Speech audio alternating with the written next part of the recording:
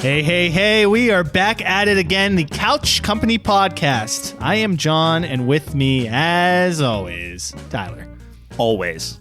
Always and forever. Always and forever. Do you think there's going to be a point when one of us does, like, we're going to not be able to plan ahead, and then eventually one of us won't be, like, what are we going to do, just talk to ourselves?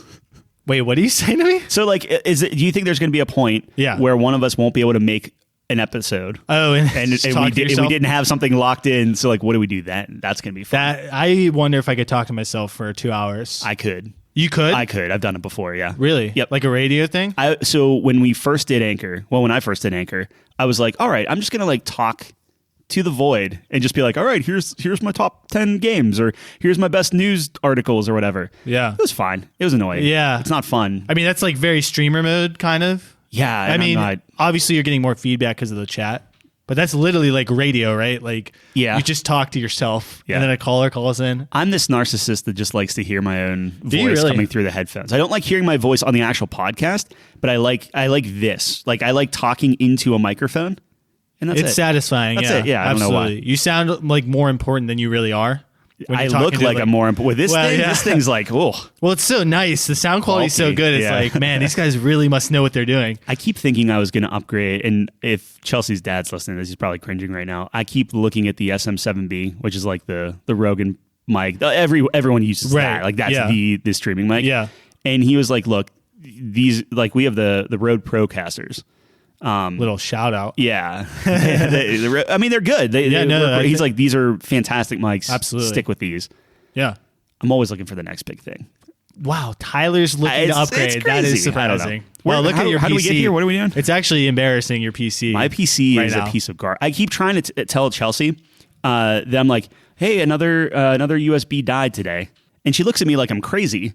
And I'm just like, no. Like, seriously, like, if you look at the back of my motherboard, starting at the bottom, every USB starting at the very bottom just starts not working, and it's just so like slowly, a mouse. It's like slowly going up. So I'm taking all my little like USB things and moving them up, and I've run out of USBs. Dude, you're taking on water, man. I am. So I have maybe 3. Chelsea just brought me coffee. Thanks, babe. I have like 3 left, and one of them I have hooked up to like this multi-tap that's like powered in, and it's this jumbled mess of stuff. That's amazing. Then I had this dream, and I told you, Chelsea. Oh yeah, this was good. Where I dreamt that I just bought a computer and quit my job, and it's like, I'm a streamer now. Yeah, and that was it. I just blew it and was like, here, and I woke up in the most just like, I didn't know what was going on. I was panicking. Like, it was bad. Dude, I had a dream last night too where I woke up in a sweat, except aliens were invading the planet and they looked exactly like us, so we didn't know who was who. Yeah. And they would shoot out this like green fog that put people in like a stasis, and then they would take us onto the ship and like harvest us or something, like kind of like Mass Effect. And so I was running away from them, and like it was super scary because everyone's like freaking out, the world's coming to an end and everything like that. And then one of their guys, one of the aliens, like, he was like, hey, I'm an alien. I was like, oh, fuck. And I started running, and he was like, no, we're on the same team. And then he started helping me out, and we like tried to beat everyone. It was like really weird. But I woke up, my heart was literally racing, dude. Yeah. Every dream I have, I'm getting chased. The world's ending. I'm sure if you look that up, there's something related. Yeah, it's what's it called? You don't think you deserve what you have or something. Oh yeah, maybe we looked it up like forever ago. What's that called? It's false something. Imposter syndrome. Yeah. Yep. I'm a little sus. Yeah. Well, according to nature. That's all right. You keep skyrocketing. That was my dream. Kind of like your dream, but not really. So basically, we just need better sleep. We need to stop eating before night. Yeah, I guess. I usually don't eat before bed. Do you? No, I haven't been. I normally did. Like, really? I would pig out right before bed, which is like the worst thing you possibly can do. I feel terrible. I'm pretty much when done I do by that. 8 now. I actually went out to dinner with my colleagues last night because my cousin who was on our team got a promotion. Congratulations, Nathan. Ooh. You're going to be doing something just as boring and getting paid more for it. So, anyways, we went out to get sushi, which was awesome. But then we went to a cigar bar after. First time I've ever been to one. It was super cool. Like, I felt like I was in the 1920s, dude. Smoke everywhere. Everyone's having scotch. I was like, I think I'm a Do you like scotch? Yeah. Okay. It's not bad. I still maintain nobody actually likes scotch. Absolutely. It's not like I'm going to fucking down this, like, but I feel like it puts more hair on my chest. I think that's how everyone feels, right? You're cool. Like, if absolutely. you're smoking, everyone knows smoking. Why would you smoke a cigarette, Tyler? Yeah, to be cool. Oh, yeah, I want to help my lungs out. Like, I want to be fucking cool. You want to look like what's his face from Grease. Dude, Norm Macdonald had this great bit where he was like, yeah, man, I wanted to smoke because, you know, I thought it would make me cooler. And once you know it, it did. And he's going off about how cool he was. He didn't stop. And then he's like, and then I found out you could die. It's like so Norm, dude. Yeah. He has a good impression, actually. That was pretty good. Yeah, the inflections were good. Yeah. So it's like, dude, he's so funny. But it's such a coin flip, right? I mean, we have a whole episode on that where it's like you either love him or you fucking hate him. Yep. I feel like that's what it is with scotch and cigars. I guess. Right? You either love it or you hate it. Like, nobody's like, it's okay. Actually, I probably just said that, didn't I? Yeah, but I still feel like scotch is like bad. And I know Nate's cringing. Everyone's cringing. Yeah. You see the TikTok videos all the time where people are just like, oh, yeah, no, I love scotch. Scotch is good. Like, let me explain this to you on why it's good. It's just like, no, that's okay. But do you actually like it? Absolutely. It's not like it's going to be like fucking Coke. Yeah. You know what I mean? Like Coke is tasty. It's sweet. It's like, either or. The drink. Yeah. So, you know what I mean? Uh-huh. Scotch is like, dude, it's like poison. Yeah. Like, I totally get where you're coming from. I guess the only thing I could see is like coffee is not. It's an acquired taste. Yeah. So if you want to tell me scotch is an acquired taste, sure. I think that's probably the route they go down. I'm just being an asshole. Like, yes, I'm sure some people like scotch. Yeah, I don't know. It's definitely like you have to sip it, right? Like it's you're never going to be like, why would you do I'm it just to going to yourself? fucking down scotch like it's water. Well, some people like Nate. So, like, I mean, Nate does it in the comfort of his own home too. Like, that's the thing is like if you're drinking that stuff by yourself, then you must like it. No, yeah, that's all he likes. He's not a huge beer guy. Yeah. I'm a huge beer guy. I would much rather have beer. Like, I think beer is tasty. Yeah. You get like a nice craft beer, like for sure. So, but I do like scotch. I like hard liquor. Like, yeah, I'm down. Yeah. Down to clown. I'm down to clown. Speaking of clowning, you know what clowns have? What? Cars. Cars? You know what cars have? Doors. And? More doors. And? Is a trunk a door? And some wheels? Yes. All right. Is a trunk a door? Yeah. Is a trunk a door? Holy we'll shit. get there. Go ahead. Holy shit. Yep. Okay, what are we talking about? No, introduce it for us. So already, if Mike is listening, Mike's already cringing. So Mike sent this TikTok video into this like TikTok chat that we have of just all dumb, funny stuff. Yeah. And he's like, I didn't even know this was a thing. And apparently there's this big debate on whether or not there are more doors in the world. Yeah. Or wheels. Yeah. In the world. Yeah. I saw this on YouTube because like you can do the social, like you can put polls on It's YouTube. like a big thing. Yeah. So I saw that today as well. So what did you vote on? So I'm taking the flat earth approach. As in, if you go back to like my initial comment, and I'm sure someone's scrolling now. What the fuck is the flat earth approach, by the way? So I know. Meaning you're trolling? Or? Yes. I know the earth is a globe. I know it's a sphere. I know it's round. I know. We're going to get one of those fucking Wikipedia things. Like I get it. If you're being, like there have to be more wheels in the world than there are doors. Now, if you want to, but I'm taking the flat earther approach in that I just start listing out everything that I could possibly think of that could be considered like a door. Yeah. And I was going down a dark hole of like, I consider every page in a book a door to a new imagination. Jesus or whatever, Christ. you know? So that's the break out that Harry Potter book. How many Bibles in the world, you know? Yeah. If you take the definition of a door, it very specifically says like it's in a building. Now it could be a rotating door, a sliding door, a normal door, like whatever. So is my mouth a door? Well, that's the thing. Is like, is there 7 billion doors? Is it on some type of a hinge or like? You have to define it. Yeah. So if you're being very very loosey goosey with it, because like then people were like, oh well, every office chair has 2 wheels on the one wheel, and you know when you start thinking about it, so an office chair has 5 legs with wheels on each of those legs, and each one wheel. quote unquote wheel is actually 2 wheels. So there's a lot that you could fight. Yeah. at the end of the day, do I think it's probably closer than maybe the wheel believers believe? Yeah. I think it might be closer. Well, everyone kept saying in the comments, like, oh, Legos, Legos, Legos. They're like, do you know how many Legos wheels they make? I'm like, dude, why is everyone obsessed with Legos? That seems silly. It was the weirdest argument. Like, I'm not even shitting you. It's like 70% of the comments was Legos. Legos, Legos, Legos. Well, think about like cogs, right? A cog is a type of wheel. Right, absolutely. You and I are wearing watches. Do you know how many wheels are in this gears, thing? Yeah, like, everything. Dude, no, I totally agree.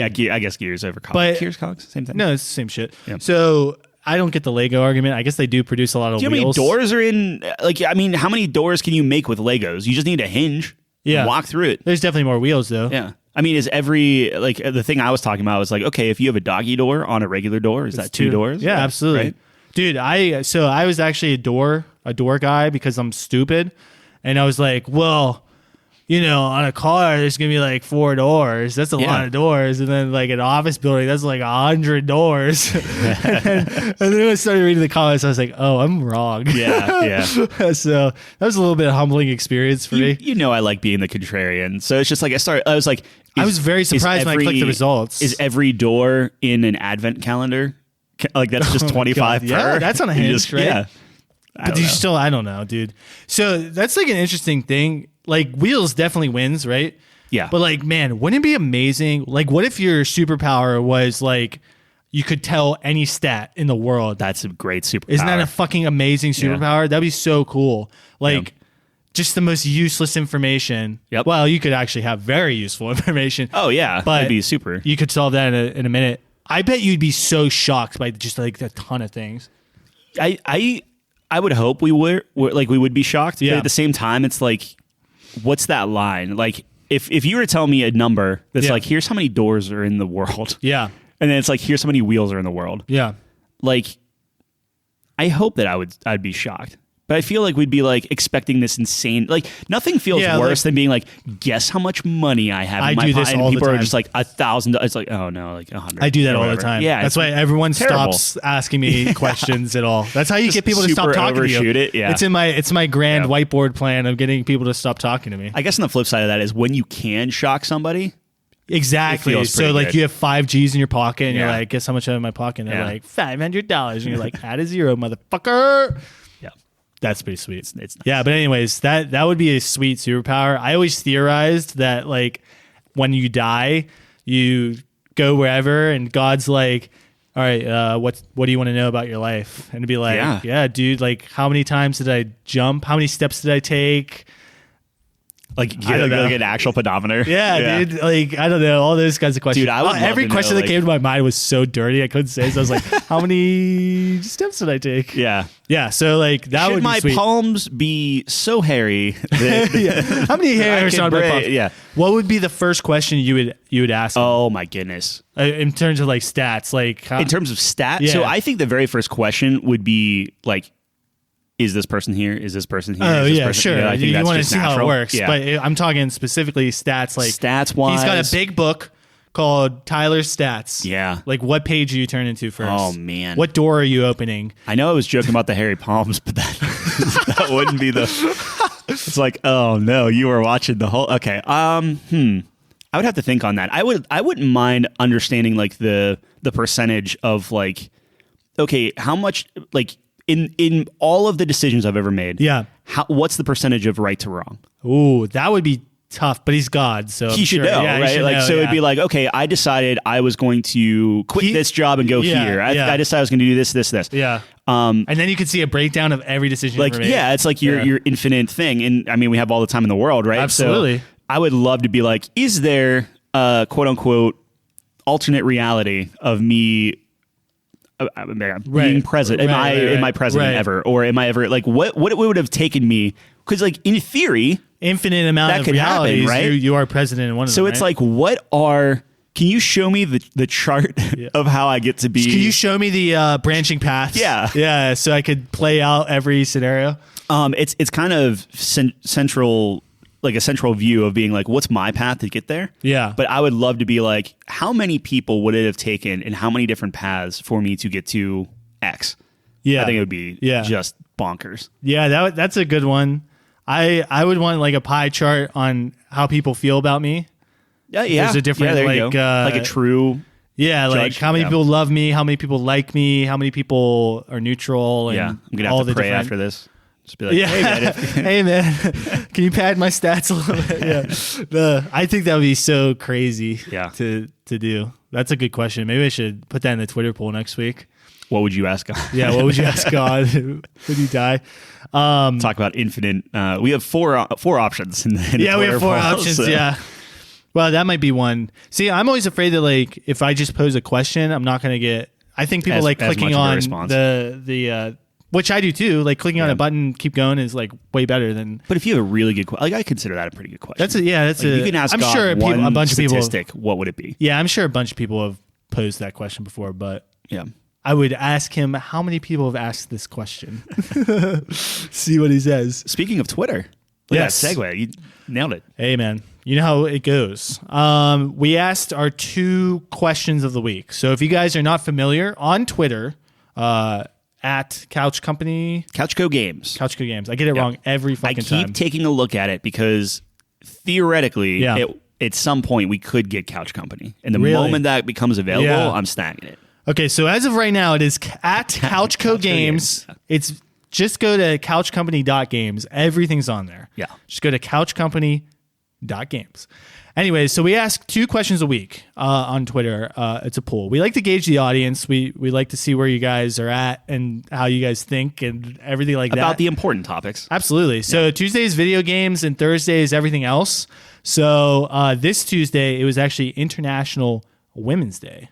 So in the spirit of that, we asked, we wanted to talk about like female protagonists and like video games and things like that. Me and Tyler discussed it for a while and we thought, what about, let's go to the root of it, like the OG. So the 2 most iconic female characters in games definitely has to be Samus and Lara Croft, right? Yeah. So we wanted to see which is more iconic, because I feel like, the rest are great that come after, but they really kind of stand on those 2. Like I'm talking like lead of the game. Like Princess Peach was mentioned, but like Princess Peach shows up in the beginning, gets captured by Bowser, and then you have Mario, this man, go and try to rescue her. Maybe that's not the best thing to depiction pull out. Of so it's like they're the star of the show. It's about them. They're the heroine, right? Mm-hmm. So all right, so let me pull it up here. I should also say, that being said, Lara Croft, maybe not the most early on, but I feel like they've kind of done right by her since then. No, I definitely think it's a process. Well, it's a good start to be like, okay, she's at least the lead of the game. Yeah. And then we learn as time goes on, right? I think Samus is a better example, though, where it's like, everyone's like, oh, dude, I love this guy. And it's like, oh. Yeah. I think that's a more progressive way of doing that. Yeah, absolutely, absolutely. So this might be the closest one we've ever had. And the more than 50-50? No, have we had 50-50? Well, I feel like we get 50-50 all the time. I'm sorry, continue. That's true. Yeah, probably close. Anyways, this is the closest non-tie we've ever had, where Lara Croft won by 1 vote. Oh. 57% to 43%. So interesting. I wonder, like, I wish people would elaborate on, like, why. Like, did anyone, like, choose anything, or? Jeff just wanted to support Samus. So yeah, so I tried to get his group. Calvin sent us a picture of a Peach. So yeah, I was giving Calvin some crap for not a lot of when feedback. Peach gets her own movie, you let me. I did see that. That was pretty funny. Yeah, but no, I'd be curious too. So I mean, there's a lot of different factors that go into this, like which games did you play? Yep. Which games did you like more? Time period and things like that. Because Samus is a little bit older than Lara. So Laura's like late 90s and Samus is early 90s or late 80s, right? Somewhere in there? Late 80s. Mid 80s? I don't know. I'd have to look it up. Ooh, that's a long time ago. But anyways, so a lot of different factors. But I was glad to see it was close, though. Both was good. So early on, it was like Lara Croft was like running away with it. Yeah. Samus made a pretty good comeback there. That's got to be that Jeff. He's coming in, stealing results. Yeah. So here's the thing with that. Like, I think Lara Croft is the choice there. Now, that's not to say that Samus couldn't have been a bigger deal, but Nintendo owns that property. Okay. Right? Yeah. So I feel like they guard their... I mean, look at like how long it take to make like another Mario movie. Right. So I feel like they're just guarding that stuff a little bit more. So while Tomb Raider kind of had the ability, like they made 3 movies. They were talking about the TV show. They rebooted the game. They're doing all this, like how many games are out per, one Metroid. Right. So I feel like that's kind of something where it's just the way that the property was handled, that maybe like Tomb Raider's kind of like in people's minds a little bit more. Yeah, I think there's definitely something to that as well. I think even like if you're looking at a base level, you can see Laura and you can't see Samus because that was the whole point of the first game, right? Yeah. Like she's in the armor. Yeah. So it's not obvious that everyone knows now, but it's not obvious that she's a woman. Yeah. So that might play into it as well. And when we're talking about like iconic women protagonists, right? Yeah. My mind always goes to Lara Croft first. That's just me. I don't know if there's a rhyme or reason to it. I mean, I was always a PlayStation guy, so I'm sure that. And I mean, you were bringing stuff up. Like, I mean, when we talked about Peach, and Peach has kind of had her own spin-off stuff, but like Peach Grand Adventure, it's like my favorite game of all time. Sorry, that was an inside joke. Even like Mario 2, like you could still play as her. Yeah, absolutely. So, So I think every spin-off game like Mario Kart and Mario like Party, Strikers and everything. Sure. Yeah, absolutely. But like you even were talking about like, okay, like what about like Bayonetta, Aloy, right? Like Aloy, like they just came out. Like, I think all of them are awesome examples, but again, it still stems from like you're looking. If you even want to go deeper with like Celeste and what's the Undertale and stuff like there are other options out there too, right? But again, it still is like we were trying to like look at okay, what were the people kicking that off? Yeah, the giants of which the rest are standing on the shoulders. I think I got that right. And it was complicated because I had to say it backwards. Like there's so many female, and it's great because like there was a huge, kind of like there. I forget what year it was where like almost every main game it was just female protagonists, which is great. Yeah, it's one of those things where you're adding another dimension to it. Yeah. I just like when you look at something like Aloy and you look at honestly even like Lara Croft to an extent. Sure. Aloy to me, I like that character, but is it as good as something like a Bayonetta who is who Bayonetta is? Where Aloy is just kind of like very like F it, gruff, like you could kind of like substitute anyone in there. Like I know that was like one of the strongest dislikes of the new game is like specifically that character. Sure. So it's tough whenever you have that. I don't know where I'm going with this, but it's just like it's not good enough to just put like, hey, our main protagonist is a female. Isn't that cool? Yeah, like it's the well written ones that really absolutely. I think like look at FemShep, right? Like right. It's neat. Yeah, no, I totally agree. So I think kind of where you're going with that as well is like you have so many male protagonists that you'll have obviously super iconic ones, right? Yeah. But for every like amazing male protagonist, how many are like shit? Right. So I think it's just a volume kind of that's thing good. That's a good point. Right. Yeah. So I mean, you look at someone like I don't know, Dante is like pretty sweet, right? Yeah. But so we were talking about like making a big list and doing it that way. I might have voted for Bayonetta on that. She's sweet. She's badass. Yeah, for sure. And that's what I mean is like whenever we were originally talking, I probably would have voted either for Bayonetta or it's still. I think I would vote for Bayonetta over she's Lara pretty Croft. Sweet, and she's like super unique too. Yep. Right. Like she's her own thing, man. Yeah. So, are you a big fan of those games or? Yeah, I like them more, I think, than most Devil May Cry games. I really like DMC, and I feel like DMC is as close to Bayonetta as you can get. Yeah, that's probably why I brought up Dante. Yeah. 5 didn't really hit for me, but I did want to go back and try it. But I don't know. Yeah, so I don't know. I thought that was a good pull. I liked happy International Women's Day. Yeah, absolutely. So those are two great characters. At the end of the day, they're both super iconic for that. The second one we did, which was yesterday, was what superpower would you want most? And there's 4 options there. So I went with pretty much the classic 4, I would say. Oh, really? Yeah. Okay. Go ahead. What do you think? Well, go ahead. So I said flight, invisibility, teleportation, super speed. Yeah. I guess super strength. I didn't. Yeah, teleportation seemed a little bit out there. I was. People always are like, "Oh, I wish I could teleport. I wish I could teleport."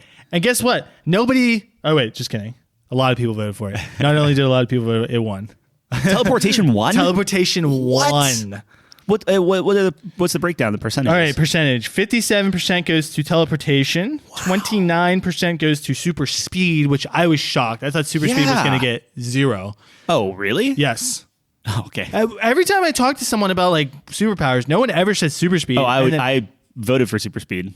Well, it's because you're contrarian. Well, why have teleportation if you could just super speed there? Because it's faster than being super. Look. Okay. If there's one thing, okay. So first off, let me just say that I was shocked, and I literally went into my messages and checked them because I had this idea. I was in the shower, and I was like, okay, what are some like four responses that we can do for our Twitter polls? And I was like, oh, I don't know how Superman popped in my head, but I'm like, Superman, like, you have like your heat vision, super strength, speed, flying, like your normal, like those I consider like your main, maybe not heat vision, but you know what I mean? Like those are your main kind of superpowers. Yeah. And I go on Twitter and you got them all right there. And I was like, oh, we're connected. He texted me after that. He was like, dude, what the hell? But here's my thing. Okay. If it's like a twofer, right? Yeah. If you're just teleporting everywhere. Yeah. You are going to suddenly become like super obese, right? But if you can super speed everywhere and your metabolism is so insane, now I can eat as much pizza or sandwiches or anything I want, and I'm just friggin' chiseled. Are you kidding me? No, I mean, that's super speed. That's a good point. My only argument would be, so when I was thinking about these superpowers, for some reason, I always like think, okay, well, which ones are going to be super easily, like everyone's going to know I have it. So flight, super speed, everything like that. Yeah. Teleportation, I can still be normal, and I just save. I never have to buy gas again. I can get wherever I want easily. Like I can wake up 1 minute before I have to go out. You know what I mean? Like, yeah, that's pretty nice. Yeah, but I mean, super speed. Like if you're going like Flash, you only need like maybe 2 minutes, and you just run to work. But everyone knows you're a superhero. I mean, if you're really going that fast, you don't think you could figure it out? Like I fake guess, it? Yeah, you're probably right. I don't know. I mean, because there's a degree, like part of me wants to be like, oh, you're going so fast that when you stop, when you get there, everyone dies or something. Yeah, well, but it's like, look, obviously we're in a comic book world here, so yeah, it's like that doesn't. Yeah, that doesn't matter. Some papers might flutter. Yeah, yeah. So exactly. That's a good point. I mean, so anyways, going back to the breakdown, super speed was second, flight was third with 14%, and then nobody voted for invisibility, which I thought was really strange. So again, invisibility, I feel like if you have super speed, again, in a comic book world, yes, you could basically have like kind of invisibility in the way that like you're so fast, like you could like zip in, hide under a table, eavesdrop, or hear whatever you want to do whenever you're being that creepy invisible guy, and then just speed away before anyone sees you. I think I'm fucked up because I was thinking about this completely from a villain standpoint as well. So I would do teleportation, and invisibility spoke to me too, because it's like, okay, inside the bank, money, outside the bank, we're good. So when you but invisibility, how does that work? Like if you touch anything, it just becomes invisible too? I don't know. Or teleportation for that matter. Like, do you have to have it on your body to teleport? Yeah, with you, I feel or is it like a portal. I feel like it has to be on your body and you can teleport. Anything touching you comes with you. You know what you don't have to worry about? Super speed. You just zip in, zip out. Okay, well, can you grab someone and super speed them around? Is it in comic book world? Does that work? Technically, you could. Okay. I mean, I could just touch you and then we're just gone. Yeah. Antarctica. Yeah. See what's up. Yeah. I don't know. That's what I'm saying. I imagine somebody's getting money out of the ATM and you super speed over and go, whoop. Yeah. If you're a villain. No, maybe not a good guy. Absolutely. Yeah. You could probably do the same thing. Run into the bank, blah, blah, blah. Yeah. But for me, I go Fort Knox, gold bars, out. You're not getting into Fort Knox with super speed. Well, maybe. I guess you can drill through the earth. I bet you could. You're going to make more of a mess than me, that's for sure. That's true. But like, I wouldn't go to Fort Knox. I would go to like, I don't know, zip into Five Guys and just whatever they say, order out. You just run in, grab it, and you're gone. Like you don't have to wait for anything. Who do you think could rob all the banks in America faster? Super speed or teleportation? Probably teleportation. Yeah. What's the range on the teleportation though? Infinite. Infinite range? Yeah, right?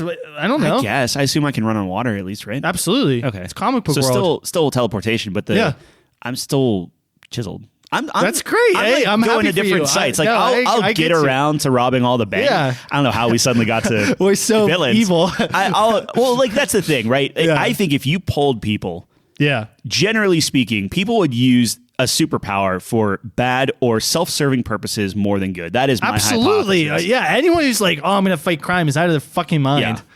Like, you're going to risk giving up your superpower by dying by fighting crime. Are you stupid? No, I'm going to get a bunch of pizzas and steal some, steal some gold bars. Yeah. So, anyways, we got 2 comments for this one. So, research department said super speed is the only answer. So many applications that would make it useful outside of just fighting crime. So, apparently Calvin and I are aligned. I don't like looking at those because I'll vote, but then I want like you and him are not aligned. Surprised. He says he's going to fight crime. Oh, well, I'll be his nemesis. I'll be all right. I'll be the anti-Flash or whatever the hell it is. Yeah. So, yeah, that seems like a very Calvin answer. Yeah. And then John said, easy question jumper. Yeah, I don't understand I didn't get that reference. That's a movie, right? Oh, yeah. Yeah. So what is it? With Anakin. The other movie he was in. Yeah. What power did he have in that? I don't know. He could jump. Just teleport? Maybe I'm going to research it. Just jump. All right. Hold on. I'm going to research it. So, you know who doesn't need superpowers? Who? The Batman. That is true. He's the best hero. I know we mentioned it on the last cast, so we were going to go both see it. I think we've both seen it now. I want to, teleportation. This is about, he teleports? He teleports. Whatever. Okay. So John's with me. But he has to jump to teleport? I don't fucking know. I didn't read Okay, let's see. That seems silly. Anyway, John's a silly man. So we're 30 minutes in. I want to give a quick spoiler warning for everyone. I feel like we're going to get into some spoiler territory with the Batman. If you haven't seen the Batman, check the timestamps below. I will have that in there. You can skip ahead to, I don't know, whatever we talk about after the Batman. Absolutely.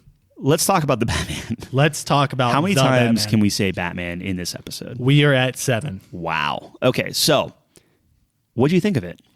I thought it was good. Yep. Not great. Yep. So definitely better than average. I enjoyed it, but there was so much hype going into this that I wasn't disappointed, but I was like, okay, that was good. But that was not as good as everyone else was saying. Yeah. I was literally going in and people were like, it's the next Dark Knight. It's better than Dark Knight. Christian Bale, who? And I was like, dude, relax. Yeah. Go back and watch The Dark Knight and then reevaluate.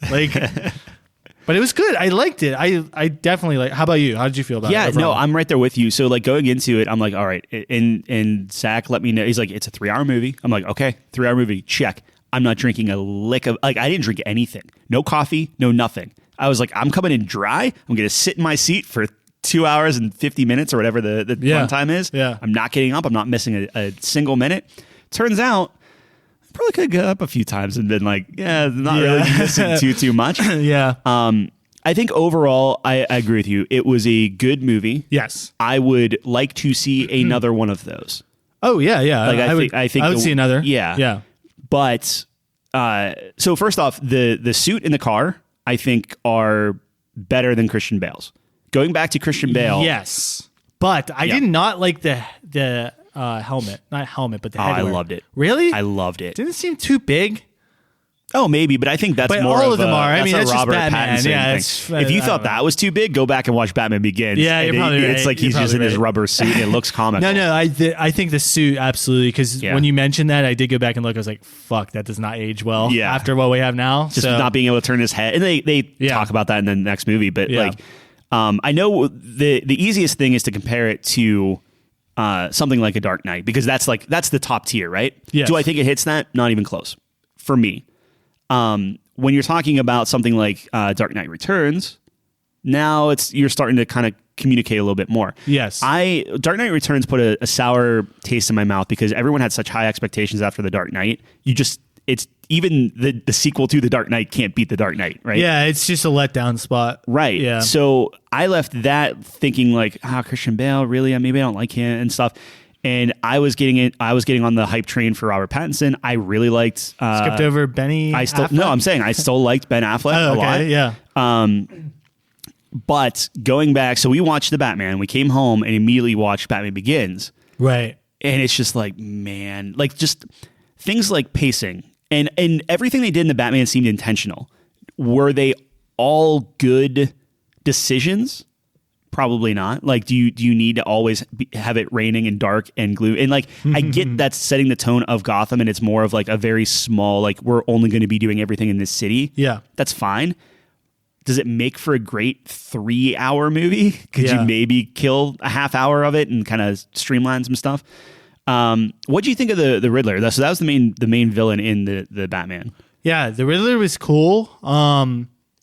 It was a dark, fucked up take on the Riddler. I'm very much used to the cheeky guy, right? That's like whimsical and everything like that. And I guess you can't really do that for like a blockbuster movie, right?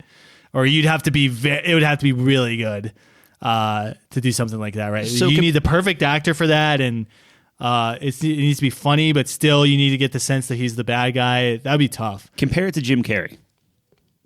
And I know that's like comparing apples and oranges. Yeah, so that's what I'm talking about, right? So, I like the silly Riddler more. That's just me. But in terms of what they were doing, I thought it was good. I thought he did well. Mm-hmm. I thought he was a great villain, kind of ominous and scary, and you don't know what he's going to do next and everything like that. What I will say is at the end, like when we get to see more of him, he's without his mask and everything like that, like he's revealed. For me, like when he's in Arkham Asylum, it's a little bit too much. I think you're starting to go into like Joker territory of like, I don't even want to say Joker because like everyone gets triggered when it's like you start comparing it to the Joker. Right. It's like I want to get away from that. It's just like I just think it was too much. Like he's like moaning like an orca in the middle of the cell, and I'm like, dude, all right, we get it. You're fucking nuts. Like, let's tone it back a little bit. I wish he was more calculated. Yep. More, because he like goes fucking crazy when Batman's like, I forget what he says, but he's not going along with him. Mm-hmm. And I'm sitting there like, well, you know, he's not going to like be like, oh yeah, we're in this together. Like, obviously. Right. Like, I wish he was more like, composed. I wish he was more composed there. And it kind of like loses it. So when I was watching Batman Begins again, and again, like, and we could talk for 2 hours just on this alone. Like, the thing with, if you look at the cast of the two, I think Robert Pattinson was a good Batman. I thought he was fine. Yeah, I liked his voice. It was okay. I thought he was like, I don't want to, it seems like I hate this movie. I really don't. So I want to talk about the things I really liked about it. Yeah. But in terms of Robert Pattinson, he was like so emo. Yeah. When, you know what I mean? Like the long hair, he looked like Tobey Maguire from the third Spider-Man, dude. Like, I swear. And everyone's like, oh, well, he's early in his career, blah, blah, blah, blah, blah. I don't know, dude. To me, Bruce Wayne has always been like the most amazing actor. Like he always seems like he's together when he really isn't. And like people obviously see through him and it's like you're fucked up inside. But to everyone else, even Alfred, I would say he tries to keep it together and he's cool. He's suave. And it's a different take. Yep. So I guess a lot of the things that I'm noticing as I'm talking through this stuff is like, I'm just picturing it a little bit different than what they did, which doesn't mean what they did is wrong. Yep. It just means it wasn't aligned with what I'm used to. Well, it's tough because what they are going for, they're trying to set the theme, the tone of this like series of Batman films. Yes. I'm assuming they're going to make more, right? Yes, yeah. So they're trying to set this tone. They're trying to set the mood. They're trying to set kind of how everything is portrayed. But the problem is a lot of it is it's not identical. Like it's not a 1-for-1. Like we didn't see the Waynes die or anything like that. So they're skipping some things that are well established. Right. But they're also retreading things that are like, oh, okay, Batman doesn't care about anything except vengeance. Right? Yeah, right. So you see him go down this destructive path. We saw that Batman Begins. The difference is this movie took 3 hours to kind of go through that. Batman Begins, it took like maybe 15 minutes. Yeah. Like maybe. Yeah, they told more of the story. And you still, like, I think I came away with the same, like, okay, he figured it out. Like he kind of realigned what his purpose is, except this one took me, 5 times longer That's than the other true. one. Yeah, I think he finds his identity in Batman Begins like way earlier. Both movies at the end, it's like, oh, Batman's your true self, and Bruce Wayne is the mask, and it's like, again, it's a cool. How many times are we gonna fucking hear that? It's a cool concept, but like, it's they're setting everything. Well, this is the problem you run into when you do Batman a fucking million times. Yeah, like you're gonna run into that, and I understand people are like, well, of course you're gonna have overlap, but it's like, so maybe don't do another Batman film. It wasn't bad though. Like, so let me talk about some of the things I like because it sounds like real quick for that. Yeah, I think the only like the way like that's a perfect example, and I think the reason why they did like year 2 is because it's like, oh, it's newer, but again, Batman did it. Yeah, it's literally in the title. Yeah. The other thing is like if you look at like Ben Affleck, where it's like, oh, here's an old Batman that just doesn't give a crap. Like he's just murdering people. This is the hot take. Yeah.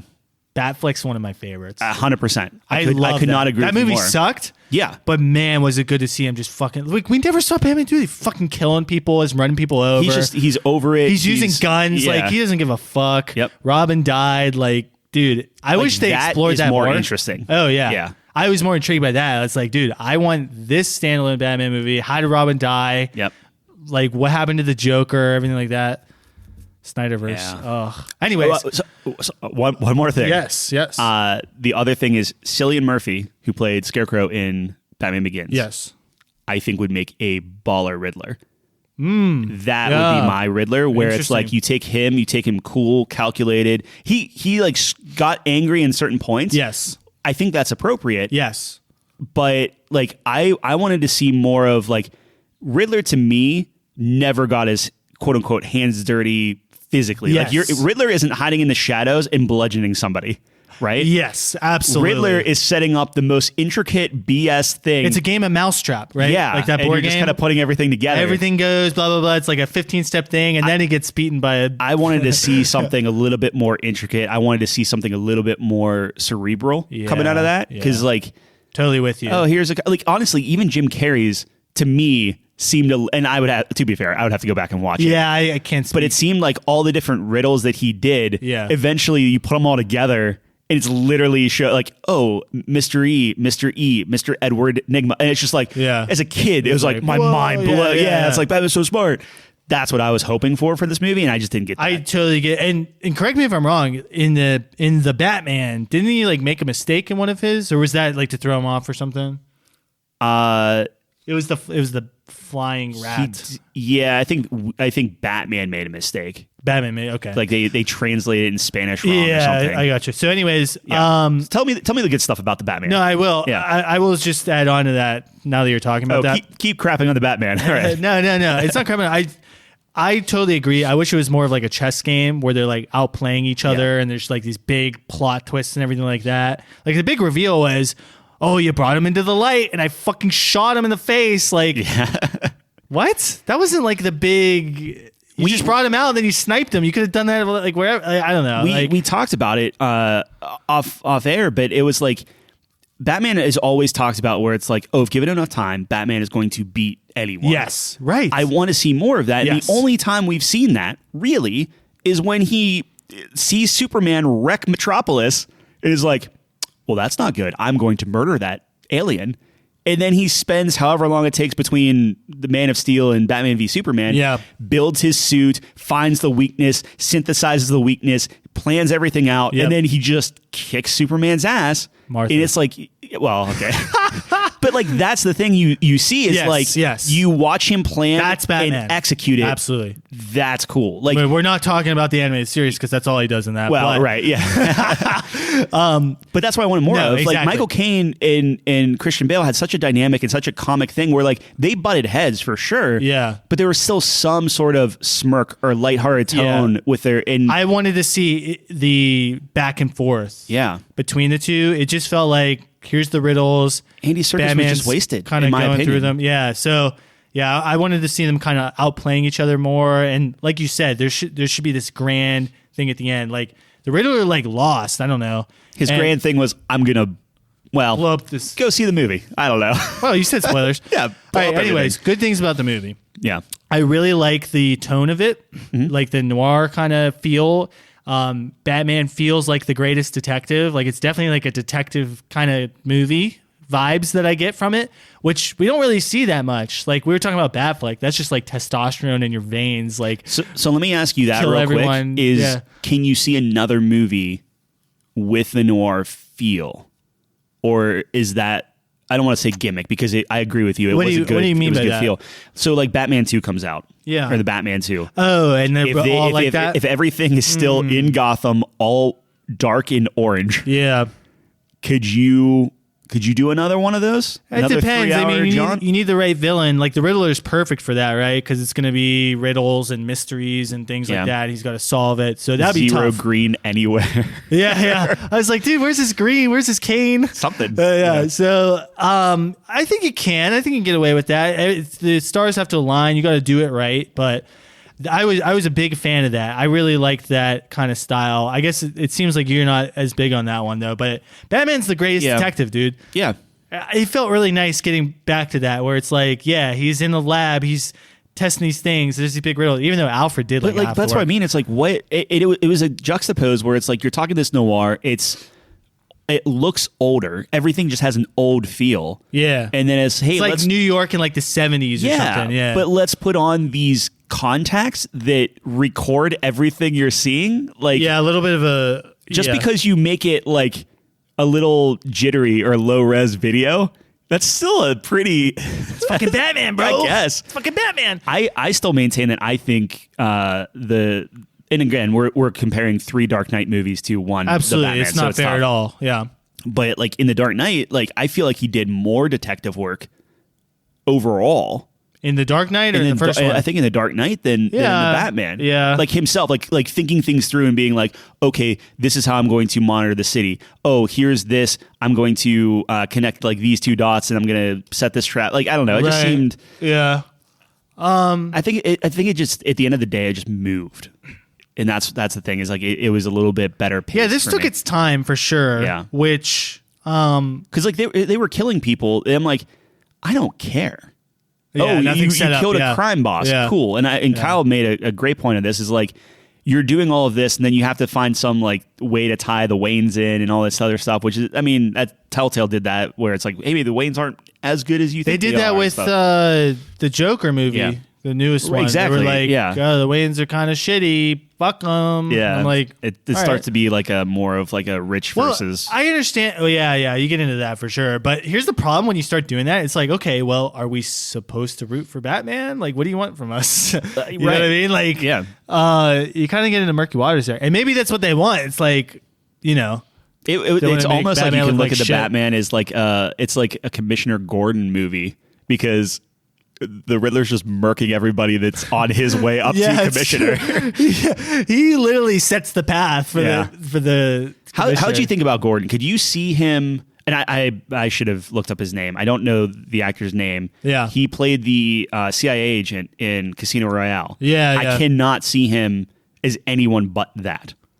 No, I didn't put that together, but the Commissioner from the Dark Knight trilogy, I know we keep going back to it. Gary Oldman, perfect one, dude. It's like the best one I've seen. So it's tough. I thought he did fine. Batflex is freaking Cave Johnson. What's his name? Oh, yeah. That guy. I can't believe I can't think of his name. It's been a long day. It has been a very long day. I will J.K. Simmons. J.K. Simmons, thank you. Oh, God. The but I think was Gary, ready. Yeah, I know, right? We might have gotten a text between now and then. I think Gary Oldman is better than J.K. Simmons, personally. So, like, when we're saying it, it's not just overall, between no. the two. Like, but in that, yes. Yeah. Maybe overall. J.K. Simmons is very good. Bumped up. And I've already been in love with him. Yep. But Portal is quickly rising the ranks. Like, I'm literally going there. He reprised his role, apparently. So the new Portal game, like the small Portal I watched game? the whole thing. I watched the whole playthrough of that. Is it any good? Is it worth playing? If you have a Steam Deck? You'll get some chuckles. It's good. Yeah. But it's very... this is like all right, what so the Steam Deck is. Tell me something good about the Batman, and we can kind of play it. The noir scene was good. I think Pattinson was good as Batman. I think the highlight to me was the fights, man. The fights were awesome, dude. The choreography was great. Yeah. It was super cool. I think it was brutal. He was brutal. He's like beating the shit out of people, and it was really cool. It was kind of like, I I got some like Arkham game vibes from it. He's kind of jumping around and beating the shit out of people. He jumped, and that was like one where he jumped from like a beam to another beam. Yeah, and he did the move in Arkham City, and I'm like, oh, that's pretty. Yeah, that's pretty so cool. I was like, that's cool. Yeah. I also like my friend David, who's a huge Batman fan, pointed this out as well. In the Dark Knight, we never see him like take shit out of his belt and stuff. And we actually saw him like using things. He had those wrist things, like the electric thing on his wrist. And I thought the bat symbol being like a knife was really cool. See, was it actually a knife? Because people were saying there were theories that was the gun that killed his parents. And he broke it down and put it on his chest, which I think is badass. I think that's super cool. That would be sweet, but it's still a fucking knife. Yeah, it's sharpen it up. I don't know. Is it a knife or is it a knife with symbolic meaning? Yeah, I don't know. Said. Yeah, sure. Yeah. But either way, that is a pretty sweet theory, when his cape was off, because like he had to put on like his little like paraglider, but his glider suit and everything. And I thought it was funny because you do see him like fumble a little bit. Yeah. He's like, oh, there's that year 2 silly bat. Yeah, he's like scared of heights or something. Yeah. Well, even like it's just like he hesitates. He screws up. Yeah. That's all cool. I like that. I like the best Catwoman. I was saying this to my friend. I was like, who is the definitive Catwoman? And he's like, oh, the Arkham games. So I was like, yeah, that's true. Yes. But on screen, yeah, probably. I've never been like huge. I've never been like, oh, that's Catwoman. So on the big screen. So I'll tell you one thing. For me, my definitive Catwoman is I don't know the actress's name. I'm terrible with that. But from the Gotham TV series. That really? That's actually my favorite. Wow, Catwoman. I haven't seen that. So maybe. That's... Again, that's also my favorite Alfred. But you have you have seasons to absolutely learn to like them. TV shows are always going to be unfair. It's such an unfair fight. Yeah, but like even like except for the Joker apparently. Yeah. Right. But even in like, well, that's how good he is. Mm-hmm. And people keep saying like, oh, you can't compare to the Joker. It's like, dude, there's a reason. Look, man, if you do a performance that is so good that it transcends the genre, the superheroes, any other actor coming close, you are instantly compared to it, and you fall short 100% of the time. Yeah, that's what it is, man. Give it props at least. Yeah, it's you're not going to get away from it, so you might as well just like acknowledge it. So, anyways, even in the animated show, Catwoman's like not great. So like, I had a pretty big crush on her. But yeah, really, you like Catwoman? In that? I did. I thought she looked weird. That's 8-year-old Tyler. She had large breasts. I don't know. 8-year-old Tyler. But the Arkham games, she's amazing. I don't know who voices her in that, but probably Jennifer Hale. I don't know. Really? No, probably not. I can look it up for you. Yeah, the voice is great for that and everything. Anyway, so those were great. Also, I think it might be my favorite Batmobile as well. Dude, the Batmobile was so sick, dude. It was like this kind of like classic muscle car kind of look to it. We were like saying it kind of looked like a Camaro or something. I'm not sure exactly what the body was, but it was super sweet. And like the scene where it starts revving up and everything like that, and then that whole chase with the penguin, that's one of my favorite scenes for sure, dude. That was a sweet scene. It's a good thing because they did a very good job of making Shadow scary, of Batman's walk. Yeah. Right? Where it's just, you hear almost like these spurs going and it's just this dread. I like that first scene where they're all like looking in the shadows. Yeah, they don't. Like, that was a great opening. Batman, I was super into that. Yeah. And it started out very strong and like, I completely agree with you. Yeah. Gray Delisle did that apparently for Catwoman. I'll have to see what else she did, but she's great. She's great in that. So that chase scene's good. And speaking of the car chase scene, the Penguin's one of my favorite characters, if not my favorite character in that movie. Yeah, I thought he was super cool. Colin Farrell is just disappeared. Yeah, like gone. What the hell? Yeah. That's crazy. But I know he didn't have a lot, but I can already tell like, oh, he's going to steal the show. And they kind of set him up as to be like the next guy and shit, right? They're moving, originally it was a spinoff with him. Yeah. And now apparently like they're flipping it a little bit and they're going to make it more Arkham centered for the TV spinoff. Oh, I don't know. So I don't know how that's going to go down. But another thing I liked was the whole mob vibe. I don't think we get that too often, and mob movies are awesome. And did you think I like that? I'm sorry. Good. No, I like the aesthetic of it a lot. Yeah. Do you think Falcone? Again, comparing it to Dark Knight, we went back and we watched it, and I'm like, Falcone is pretty imposing, and like it just cast wise because it's tough. Because we came out of that, and Chelsea was like, is that the guy that always did the socks in Mr. Deeds? She's like, I could not see it. And I haven't seen Mr. Deeds in a long time, but it's like, probably. Like, he's always in like funny, goofy roles. And then taking that guy and putting him as like this like crime boss, I think he did a very good job. No, I thought he did good. He was like chill and more calculated. He was like the Godfather, right? Like, I got very much Godfather vibes. Of course, he's not better than the Godfather. And that's the same thing with the Riddler too. I was like, oh, this is Kevin Spacey.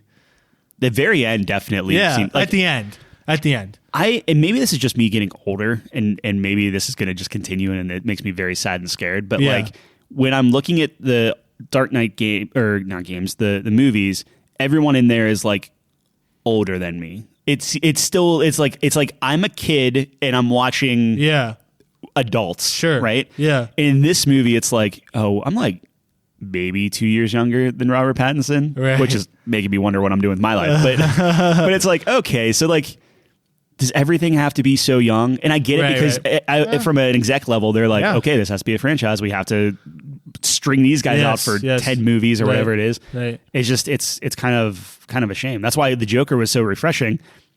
Not that I love the Joker, but like that's why Batfleck was refreshing. Exactly. It's just like, all right, let's try this. Let's see what's up. You never see like the end, dude. Yeah. How many things like start and then you never see the end because it just doesn't work out that way.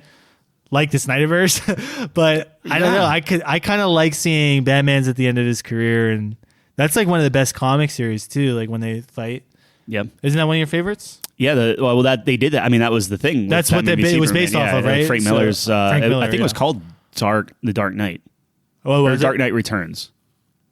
I don't know. I think it's Dark Knight Returns. Yeah, but anyways, the Batman overall was good. What would you rate it? Out of 10? Yeah. Can I do a decimal? Yeah. Maybe like a 8.4. Oh, shoot. Yeah. I was thinking closer to like 7. Like wow. like probably like a 7.5 for me. Well, you know my scale. Like 7.5 is average for me. Yeah. I thought it was average. Like I thought it was good. Like, well, that's why I gave it a 0.5 because like I'll see another one. Like, give me another one. Like it's fine. Well, to me 7.5 is average. 75%. Sure. I'm just saying like I thought it was good. Yeah. What really carried it for me was the fights, and I think technically they got a lot of things right. The suit, the Batmobile, the gadgets, the fights, that car chase was really cool. The story for me was The characters for me was okay, not bad. Yep. And everything like that. But I guess the one good thing on a is technical level, I thought it was good. I was very much expecting the Riddler to die, just given the Who do you think he was talking to at the end? Joker. Well, they've said that. I mean, that's like they cast them. Like I forget his name. No, Joaquin Phoenix. No. Oh wow. Yeah. I guess. To be fair, so like because I was reading up on some of that stuff, and they told the guy that they need to get away from the Joker, dude. Well, they said it's like this might go nowhere. We want to bring you in. We want you to do this. We like your performance and everything. It's some Irish actor. I forget his name. Yeah. I think he was fine. Like it was like okay, you laughed. Do I like his laugh? Maybe not as much, but like, dude, why don't they do a Mr. Freeze movie, man? Yeah. Like the best villain, one of the best. How do you put that in a realistic sense, right? Because I would say Mr. Freeze is one of the more like ridiculous. Yeah, dude. That's today, like right up there with like I'm not Ivy. this creative, but today, dude, you can make a really cool like cryo suit with him. Yeah, make it sweet. Yep. I'm not saying it's not doable, but my whole thing is like the reason why I was happy Riddler didn't die is now they get another chance technically. Yeah. So like maybe you do see a Riddler Joker team up or something. Yeah. I don't know. Mr. Freeze would be really cool. I also want to see Doomsday come down and see what Batman does. So that'd be sweet. That's just no. Dude, it's always like Batman has the best villains, but dude, like, what happens when fucking Darkseid just shows up in Gotham? Like, what the fuck are you gonna do? You're just gonna get your ass kicked. I don't know. Like Batman, the only person to dodge the Omega Beam because he's fucking Batman. Because he was never there at all. He was in a secret moon base. Yeah, no, Batman's the best, man. He is. I love Batman. I don't know. Yeah. So overall, I don't know. I give it like an 8.4. Maybe that's too high. Well, it's not high enough according to everyone else. I just thought it was cool. Like I think the score was very good. Score was great. About the music and everything. Yeah, score. Oh, actually, me and Devin were talking about this. So I went with my good friend, and we're all musicians. So the score was good, but the Batman's theme is the Imperial March minus a couple things. Same interval and everything. And we're like, okay, first of all, I mean, what you were doing with like the actors, like, I can't think of them in any other way. I was doing with that is like, oh, is Darth Vader going to like walk around the corner here? So there was that. And then also I'm like, well, okay, that's his theme. That's like a very like obviously dark, but it's a bad guy theme. Like it's a villain theme. Yeah. So it didn't quite match the vibe. And I'm thinking into it way too much. But I was like, okay, you have to be more nuanced with Batman's theme. Like it still has to be, it has to be dark, but there has to be a heroic anti-hero vibe to it. Not to get too off track, but like if you look at Obi-Wan's trailer, which stay with me because I'm with you, man. So if you're looking at that, and what do? They go straight into like Duel of the Fates. And I was like, some guy was like listing off all the things they threw in that trailer, specifically musically. Yes. Where it's like, hey, you have the chords go whenever he says hello there. That's in the trailer, and like they start listing out every little thing that's all these like, for people that aren't musicians, like subliminal callbacks. Absolutely, that make you feel good. Yes. With Batman, it's like it's definitely a new take, but like there's no common thread. Like there's nothing that like pulls you back into like, oh, this is his theme song or whatever. Yeah. I was actually listening to Mario 8 soundtrack today, and even that has callbacks to the original Mario Kart, right? Like just one line in there that is definitely something you have to do. Like Rainbow Road is a song. Yes. Like they redo it a million times, but it's still a song. Like, I mean, I'm not saying grab Danny Elfman and put him back in there. But like that has the nostalgia when thing. you have a franchise, you have something. to, like you said, you have to tie the threads together. Yep. So when we finally have our Final Fantasy talk, that's a huge one of my points. They are very particular about the tracks that they use.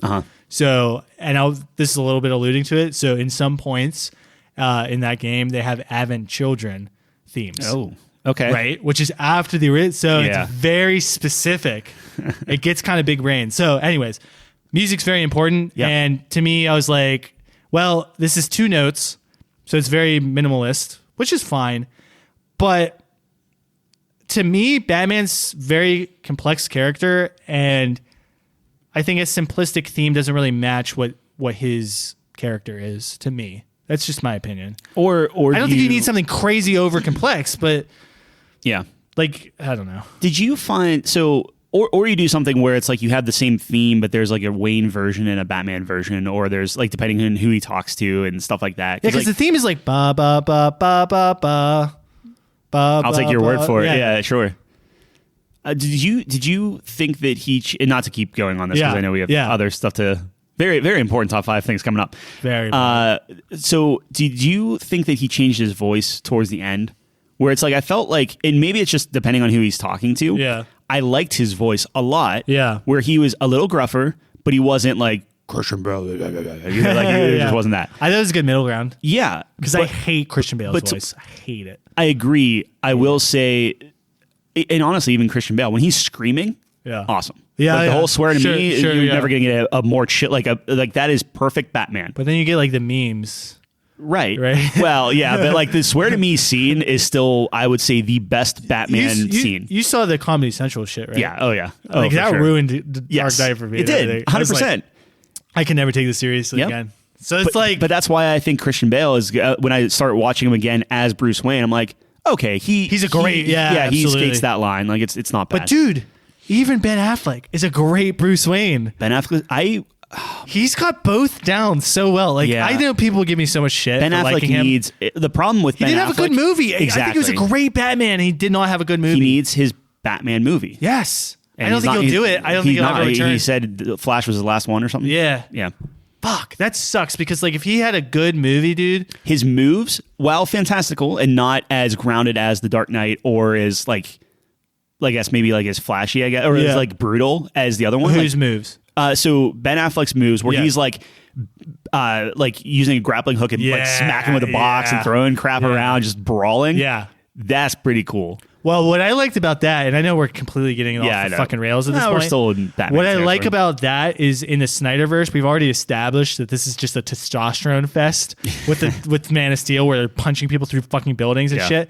So I like how they keep that vibe with Batman. It's like over the top, ridiculous, throwing people through ceilings. Like, I love it. Like, I was all about it. Because they established the tone. Like, we knew what we're getting into. That's, to me, perfect Batman. I still think so. I still think this Swear to Me is my perfect one. But like that's a very good Batman within that universe. Just like when Superman is literally like holding Wonder Woman and and Aquaman and everything. Oh, that scene. The Flash zips by and he just like looks at him anyway. Yeah, what a great scene. That's a great scene. Yeah. There was some gems. 100%. But it sucked. Yeah. It was awful. Yeah. But all right, the Batman overall pretty good, not great. Is our rating. You were a lot lower than me though, so I was letting myself be hyped up, and that's on me. I wasn't. Yeah, I was so sick of Batman movies. I was like, ugh. And then I was like, okay, this is I'm seeing it as a beginning of Batman. I was coming into this the same way I came into Batman. I mean, granted, obviously 20 years later or whatever it was, right? But it's just like this is the start. 20 years? No, maybe not. I'm making like, that up. I was still living at home, so I mean, it's probably 10 years, at least 10, if not more. 10 years would be 2012. Okay. When did Batman Begins come out? All right, I gotta look this up now. So 2012 is when my brother graduated high school, dude. Like that's a long time ago. I mean, it is. We're not that old. I want to say it's closer to 2007, right? Really? I thought I could be 100% wrong. No way. I wasn't a kid. I wasn't a little kid when that came out. 2002. June 15th. Yeah. Go ahead, guess. 2008. 2005. Fuck that. Are you serious? Scared my cat. Yeah. That's insane. That's insane. But that's what I'm saying is I was like 8. Wow. Yeah. That's prime Batman. Yeah. I mean, you're 7 years late. I mean, maybe The Dark Knight came out and that's my must be thing. The Dark Knight Returns at that point, I guess. I was going through, so I was compiling my list of all my video games this week. So I'm in the middle of Xbox 360. So I was going through the Arkham games. Yeah. And what I've been doing is I've been going on Wikipedia for the console and all of the games. So PS2 took forever because it's like 5,000 games. So I'm just scrolling through. So anyways, I'm going through all the games and I'm like, wait, where's Arkham Knight? What the fuck? Should we bring back people that we're skipping around? Oh, yeah. Okay. Hey, welcome back for people that skipped the Dark Knight or the Batman talk. We're still talking about Batman-ish. Still in the Batman. But we're talking about something different. All right, anyway, so long story short here. Yeah. Compiling all my games on Xbox 360, Arkham games. I didn't realize Arkham Knight isn't on 360. That's how long that franchise. So long story short, like that's how long that franchise went out too. So my perception of time is awful. Is essentially what I'm getting at. The end thing. Yeah. Yeah. So it's like Xbox One, PS4 was Arkham Knight and PC. For those of I was like, holy shit, did I play this on PC? For people just tuning in, we were talking about how Batman Begins was released in 2005.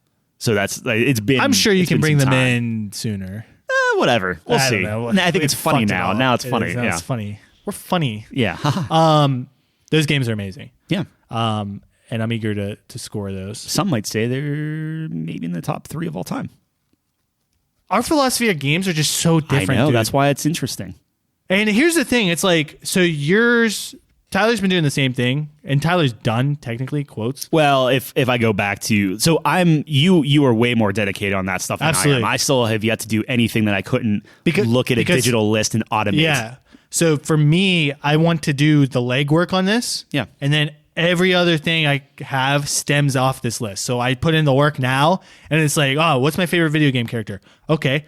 Here's everything I've played. Yep. And then you just go down the list being like, okay, yep, there's a standout, blah, blah, blah, blah, blah. Whatever it is going to be with video games at that point, I have the entire catalog ready to go. The problem that I have now is because you guys were not giving me crap for it, but you were like, what are you talking? Whenever I'm starting to list out all my games. Yeah. In a very... Your criteria was these specific. Open world, certain things, but I wasn't done. So that's the thing is like, I'm doing this by like a tiered system and I have some mathematical shenanigans going in. I feel like, I guess we don't have to, but I feel like we should use the same criteria, right? I think that would be a completely different list. I would be more than willing to match your criteria. I don't have a criteria yet. I'm literally just listing it out. Well, we could talk about it. But I was thinking about it and I was like, okay, well, what's the best experience I've had? What made me the most happy? Because like, if it's like when I was the happiest, Spyro was gonna be fucking high. Yeah. There was no better time than like 5-year-old John flaming a cactus. I think that's worth absolutely. Like, about. why are you playing video games? Right. I had a blast as a kid when I had no other cares in the world besides walking around. I am the biggest Batman mark you can find. Well, Yeah. I mean, not the biggest, Right. but like I love Batman. So to play an Arkham Asylum game or Arkham City game and to come away with such, I would argue, a perfect experience. Yeah. It's like, of course. How do you beat that? No, right? No, so like for that, Tyler, absolutely. Exactly. Yeah. It's very personal. Yeah. I mean, that kind of goes to Ruined King. Like, Ruined King's not the best game in the world, but I thought it was solid. And it's like one of my favorite universes of a game that I spend way too much time in. It's like, dude, this is awesome. Like, I don't have to flame my teammates. I can just enjoy the characters. I was trying to go down this thing, and not to go, I guess, too far into this, but like I was trying to get a sense for like, okay, how do you weight like single player experiences versus multiplayer? Yeah, how much does multiplayer have an effect? Like the experiences you have with your friends obviously change the entire like impact Dynamic. of the game. Yeah. So I was trying to take that into account. Like it's been so overwhelming. Long. Yeah, like I did that all in the span of maybe 2-3 days. Yeah. Like I had like 100 games plus or whatever and did all this.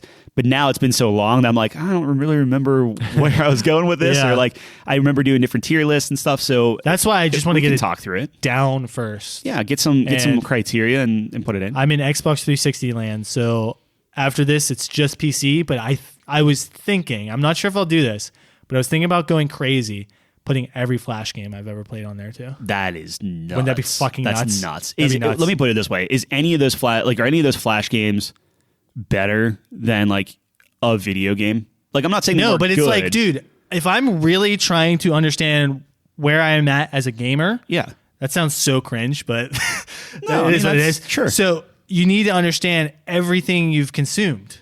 And Flash games were a huge part of my gaming development. So are you trying to rank everything you've ever played? I don't know yet. Because I kind of was going down that line. Yes. I'm like, you know what? No. Like at max, I'm going to say here are my top 100 games. Yeah. So what I would do in that case, I might do the 100 games. I don't know. We'll see how many I end up I would love to get a Couch Company top 100 games of all time. Between our two lists. That would be incredible. Yeah. I would be very curious where we line up with each other. That's like an 8-hour episode. Oh my God. Yeah. But anyways, the Flash games are very important to my upbringing.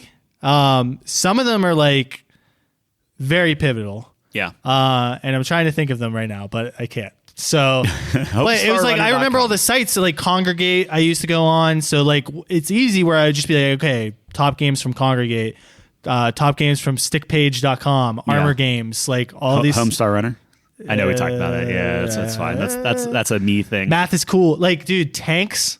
Do you know how many hours I fucking put in tanks at school because we were just dicking around, just playing fucking tanks? Dude, we were allowed to play tanks at math class because of the geometry. So it's like, all right, it's worth it.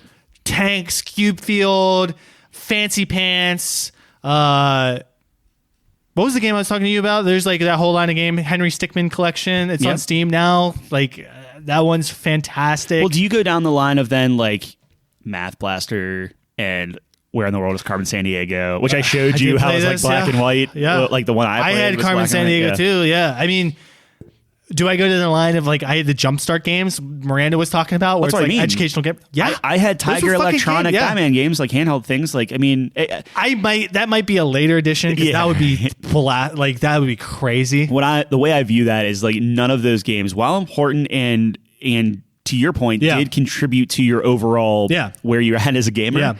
They're I understand. It might. Well, of course, it's not going to be top 100. But what if I'm crazy enough to just rank every single game I've ever experienced? I think that's awesome. That would be nuts. Yeah, I think you eventually devolve into like you're going to see. Oh, here are all the Flash games, and they're just like stacked. Absolutely, you might rank the Flash games. But yeah, no. So what you do when you have all those things, you do a tier list. Yeah. Okay. Here's the tiers S through F. And here's what they mean. You kind of define them loosely. Mm-hmm. and then you just get into the games in every tier, and then you just work tier by tier, ranking them. But that's how you have to do it. But that's how I got to my list. Yeah. And then you look at people, and people are like, "You're nuts, dude." You have to stick with it, man. No, when you right, explain why Arkham City is your favorite game of all time, it 100% makes sense. I would like to put a disclaimer that it is still in work in progress and currently is my number one game, dude, but may it's not like stay there. It's your favorite game. That's true. It's not like the best game. Like I say this all the time. My favorite movie of all time is The Departed.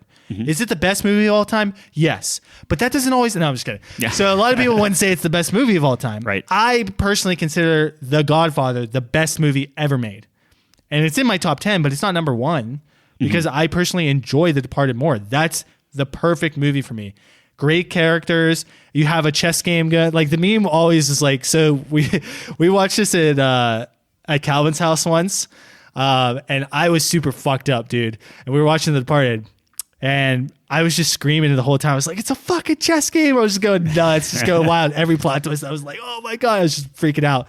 It wasn't the first time I watched it, but... I was just about to ask, is that the first time you've seen it? No, it wasn't. Okay. The first time I saw it was with Calvin. Yeah. And we were just watching it in his room, and we lost our minds. It was unbelievable. Like, we just were speechless. Like, I've never been that floored with anything. The elevator scene, we just looked at each other. We're like, that did not just fucking happen. Like... crazy. It was insane. Watch The Departed. It's the best movie. So have to. Our DJ for our wedding was like, "What are your top 3 movies of all time?" Oh, really? And that was the thing where it's like, all right, it's the Saving Private Ryan, yeah. The Dark Knight, Departed. Really, Departed's number? Yeah, wow, that's cool. It depending on the day, I would have to go back and watch V for Vendetta. So I put in Ocean's 11. Really? In the thing. The reason why is because I want Ocean's 11 style music. I didn't know where he was going with that question. Yeah. So I was like, I'll put some Ocean's 11 in. That has to be what it is, right? It has to be. But Departed is easily in my top 5, if not the top 3. No, absolutely. My top 3: Departed.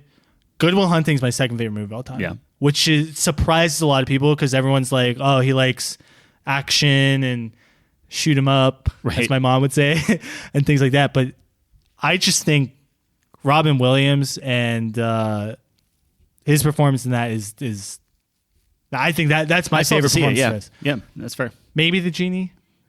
Genie's very good. Genie's pretty good. Dude, but that like he's it's a serious role. Like people don't understand. Robin Williams is like such an amazing actor. Yeah.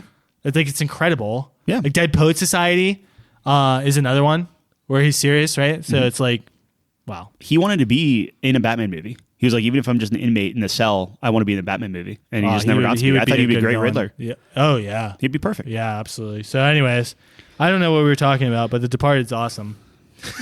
What the fuck were we talking? Oh, my list. My list. We'll circle back on that and like. I want to have a list for everything. That's the goal. Yeah, I want to have a list for everything in my life, and I'll never get there. But I think it would be a fun exercise to really, because like at the end of the day, and I won't harp on this, but like at the end of the day, if you have your list, then theoretically you could be like, this is my perfect video game. Well, exactly. And it's like learning about myself. Like I always want to learn more about myself because I always feel like I don't know myself as well as I should. I mean, how many contradictions do we talk about and joke about with each other where it's like, oh, you hate this, but you like this game? Yeah, like, it's like let's dive into it. Let's figure out why. I always get like kind of self-conscious about that too because I feel like everyone has like a really good understanding of themselves and I feel like I think never know what everyone I like. That just means you're growing and you're figuring stuff out. Absolutely. You know? So that's part of the thing. It's like, even with yourself, I'm sure when you had that top 10, like you said, you're like, oh, yeah, God of War is not here. Diablo's not on that list. Yeah. Now, granted,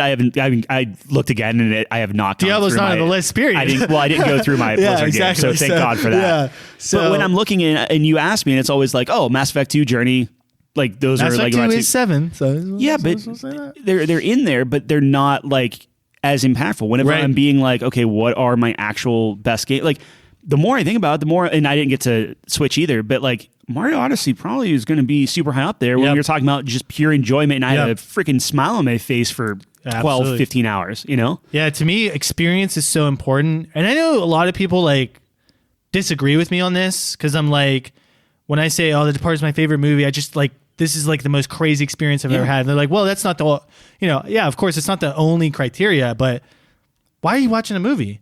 For the experience, right? Like, I don't know. That seems like a huge part of it to me. That's why I rate it so highly. Well, Kyle brought up like God of War. Yeah. And It's an amazing game. It's an amazing game, and I know if asked, I should say God of War is one of the greatest games of all time, and I still consider it is. I think you're right. Yeah, but when I'm looking at things like Batman or Phantom Pain or even Shadow of War, yeah, do I have more fun playing in those worlds and just messing around? And because I put a lot of, and we found that it was like you just like stealth. You like that stealth mechanic. You like the sneak around, take out as many guys as you can, and then go loud. Yeah. Where God of War is like, boy, and then just started going, just murdering everything. Well, it was kind of funny because I've been playing Shadow of War. Yeah. This is a good segue into my next. Yeah, you have a story. I do have which a story. I know, like, we're good on time. Never mind. All right. So Tyler was watching me play a little bit of Shadow of War. It was kind of funny because he was like, "This is amazing," because you played exactly opposite that I did. Yeah, I was watching you for it's just like, oh my god, this is not how I play run this game. in. I just fucking. I have 20 orcs around me. I'm just fighting them all off, just destroying them.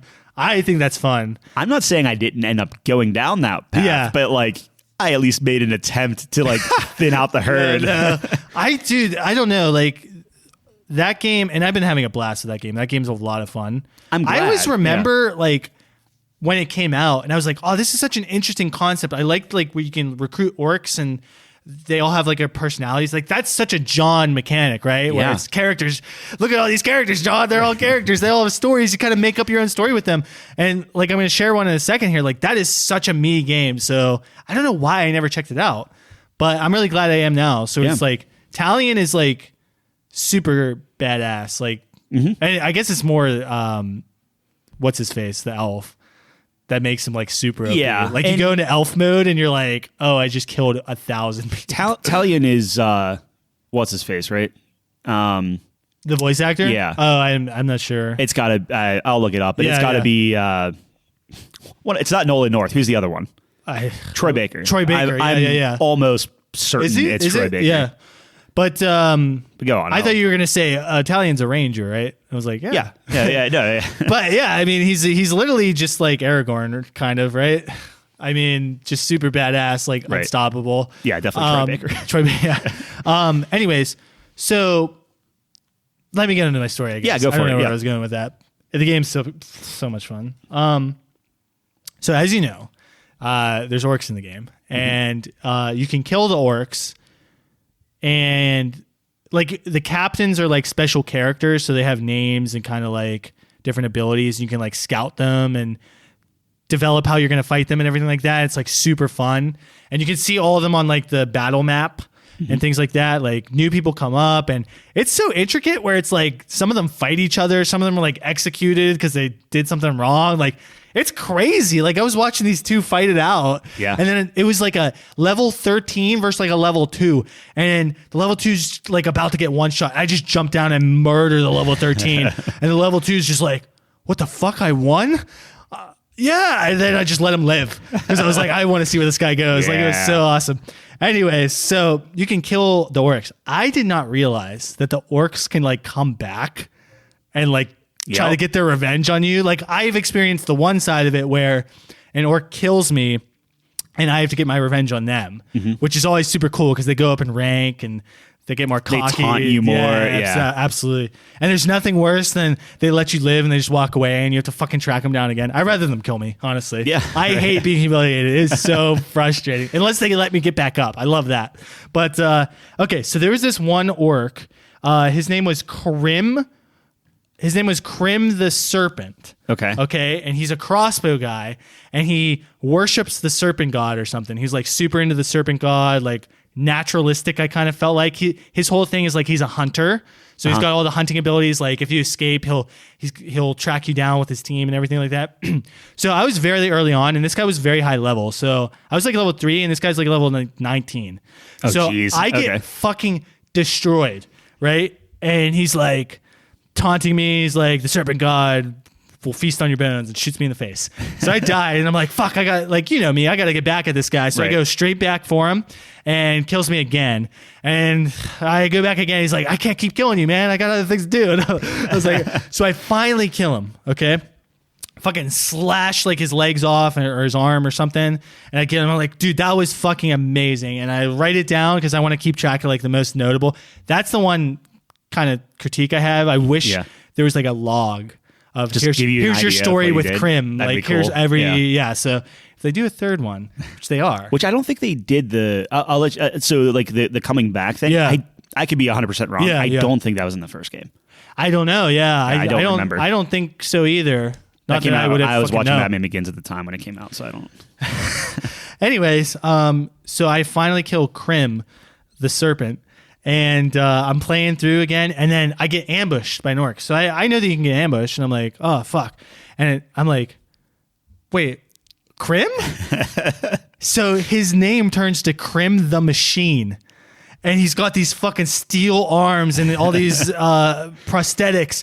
And he's like, I've been enlightened by the Steel Forge God. It's like, so there's like this transformation from like this nature guy to like he's brought to life by like metal. And he's just talking about metal and the Steel Forge and everything. And he's like, but you have shown me the light. And he's like starting to thank me. He's like, you have taught me that the machines are stronger than men. Like everything like that. I'm like, what the fuck? It was like the coolest experience ever, dude. I had such a blast.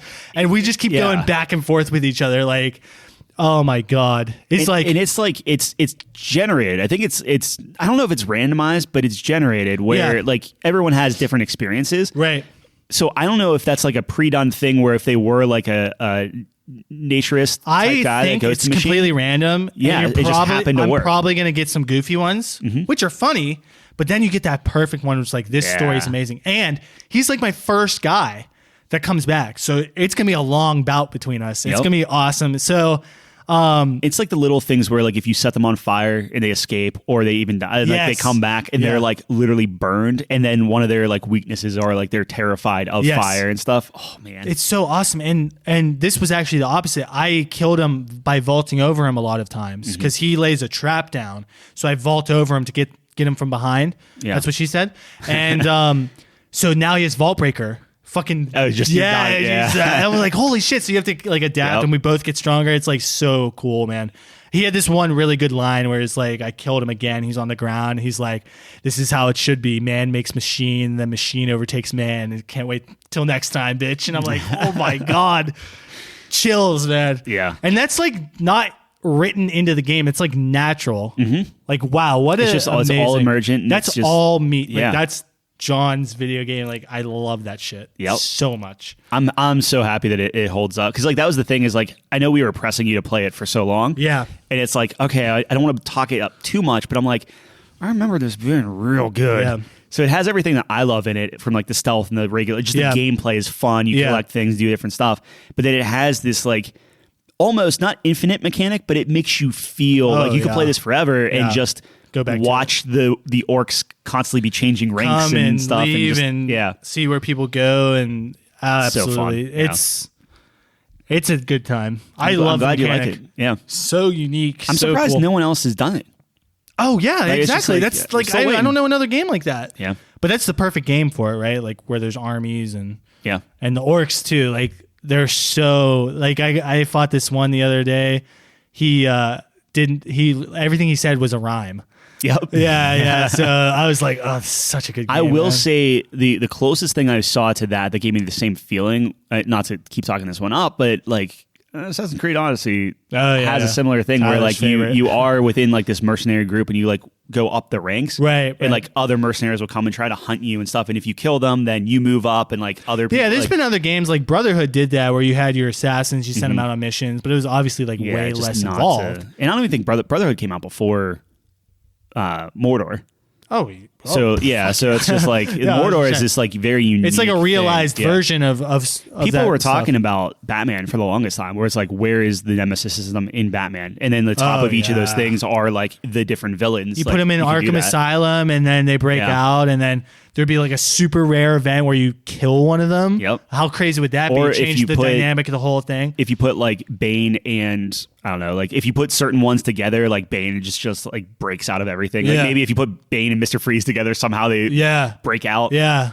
Cool. That's a fantastic idea. Yeah. That would be really cool. It's gonna be a while until we see that because they're doing the what is it? I think they just announced the Bat Friends game or whatever in October. I forget what it's called. It's like, you know what I mean, with like Robin and Red Hood and everything. Yeah, I got you.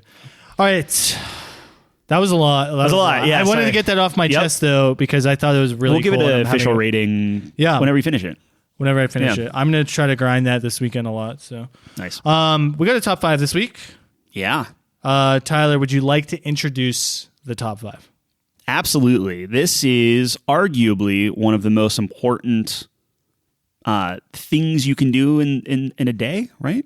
Anyway, breakfast. We talked about breakfast either last episode or a couple episodes ago. One of our Twitter polls, yeah. Yeah, it was one of the Twitter polls. Breakfast sandwiches was the big winner. Which is a great one. Absolutely. But this is going to be breakfast cereals. Yes. And we wanted to rank the top 5 cereals for Couch Company. Absolutely. So, as always, Tyler's brought his list, I think. It's all up here. Okay. So what we're going to do, very similar to the fast food, was I found a website that has the 50 most common ones, which should cover almost all of them. And then Tyler will pull a couple from the Stone Age out. If they're not listed, who knows? Maybe they're listed. They might be listed. I don't know. This was pretty extensive. Yeah. So maybe not though. So we'll start at the top. I'll go through. I don't know any so like no oatmeals or anything like that, right? Yeah. I'm going to go through this list and then. I'm just trying to think of something you don't feel good about on this list. Yeah, no, I totally understand. Yeah. I think everything on this list is good. Can we say that obviously it's going to be the freshest version of the cereal? Yeah, of course. And how are we handling different types? So like if it's like the different types are baked berries into this, and stuff. Okay. I believe. So if there's something that's missing, like I said. So like if you want like I don't want to skip ahead, but like Captain Crunch or Captain Crunch with berries, are those are split? Different. Those are different. Okay. Yes. And then we're just saying regular milk on these things? Okay. So we're eating these with milk. These are not, not cereal by itself.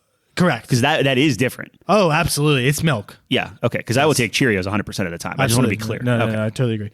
I do have a disgusting story to open with, though. A disgusting story? Yes. Okay. So this kind of segues into the first one that we have. So I love regular Cheerios, which is the first one on the list. Yep. I used to drink it with half and half. It's, So, I could see as a kid. Really? I could see it. Really? I would never do it. Get fucking people just disgusted by me when I tell them that. I'm trying to put myself in Babby John's shoes, and I love the fat, dude. I love the fat. Yeah. It's fatty. So all my milk is we're just skim here. Skim? Technically, now I'm almond My favorite's 2%. I'm pointing over to the refrigerator. I don't know why. Yeah. Yeah. I do almond milk now in my cereal. Yeah. It's like vanilla, slight. I guess like if you're doing it in cereal, it doesn't matter too much. It doesn't. And it's unless we're talking about regular Cheerios. Less. And it's half and half. So to this day, you would put half and half on I haven't done Cheerios? it in a while, but I would assume I would still like it. Yeah. Wow. Yep. I'm a freak. Everyone's got that one thing, man. I never tried it. I can't. Everyone's got that one thing. Some people eat mayonnaise by themselves. Like I think that's absolutely horrific. To think of like what the grossest thing that I would eat or prefer to eat, and Eggo waffle straight. But I do that too. Really? No, I don't think it's gross. That seems pretty fine. Well, the grossest thing is you putting that over fresh waffles. I do put. We're not gonna get on that road. No, I do put like horseradish mayonnaise on an English muffin, and then put like an egg on that. It's totally normal, I think, right? Yeah, I don't know. I think you're just a normal guy. I'm just vanilla. Regular Cheerios. Speaking of vanilla. All right. I love regular Cheerios. I do too. I want it at least maybe, or if you want it on the list, I will not say no. So you would take regular, and I haven't seen the list, so I don't know. You would take regular Cheerios over Honey Nut Cheerios and anything else? Yep. Wow. Okay. Any other Cheerios, I'm assuming. Yeah. Every other Cheerio. I will take regular Cheerios. Huh. I can hear the screams after I say Honey Nut, because I know everyone's favorite is Honey Nut Cheerios. Regular Cheerios are just the best, man. I can't even describe it. Okay. It's just, well, it's classic Jon. You know, it's the Hershey chocolate bar. It's the fucking original potato chip. It should not surprise anyone anymore. You do get the kind of balance where like I could eat them straight, like just like right out of the box, like a Sunday school. We did say with milk, but does that give it bonus points, you think? So for me, I would probably, if we're talking Cheerios, I'd probably go Honey Nut. Yeah. If I had to pick between the two. Yeah. But if you are so invested in the Cheerios, I am perfectly fine, because now it turns into a quantity thing where you can get a full cup of Cheerios versus the half a cup. So I'm fine with the calories. Yeah, with the calories. That definitely factors. All right. They're such a good snack too, dude. I pour some out sometimes just to eat them. Well, we are one of 50. So that's what I said. We can put it on maybe. I put it on the maybes, but that's a very strong. I feel like you cannot put the first one in top 5. But If you were down, We're I would- winking I at would be each other down. right now. Yeah. All right, number 2, Cinnamon Toast Crunch. Too sweet for you? Yeah. So I had it fairly recently because Chelsea was pretty big on it. Yeah. I think it's fine. Do I think it's top 5? Personally, no. Okay. If you liked it, I would be more down because I do like it. But if you're not huge on it, like I would say no. I feel like we're gonna see where we divide. Like I'm still waiting for you to. We'll go on. Okay. I think it's okay, but I think it's okay too. Yep. Because nothing crazy. Wheaties? Yeah. Yeah. So Yeah. Fine. Mini wheats. So frosted mini wheats. Yes. Then I very much Absolutely love. Oh fucking man, we might love- actually. This might be the easiest. I was gonna list say. in the I was gonna world. tell you. So my candy tastes are like I'm 6, but my breakfast tastes are like I'm 80. Oh, so man, I think I am- we're gonna get along just Dude, fine. you make me. I'm You much make me- happy. I was like, I'm gonna have to fight for like something. Okay. All right. So Yes, that is mini a wheats strong- that's on the is list, maybe yeah. on the list. On the maybe list. okay. Yeah. Honey Nut Cheerios. If you like regular, I Cheerios, like regular more. I both totally, Cheerios should not be in top 5. Exactly. I respect everyone loving Honey Nut. Yeah. I just like regular better. I don't have any rhyme or reason. I just like it. Like I don't know. Maybe the Honey Nut's too sweet for me or something. I just like the regular, man. I like Honey Nut Cheerios. There is another cereal that I find on the same level of sweetness that I will fight for, which we'll get to. Okay. But if you're that I am devoted that to Cheerios, devoted then to I'm totally Cheerios. fine with Cheerios. That's like fine. I know you usually come to the bout with like one you're really Yeah. passionate. Cheerios is my passion.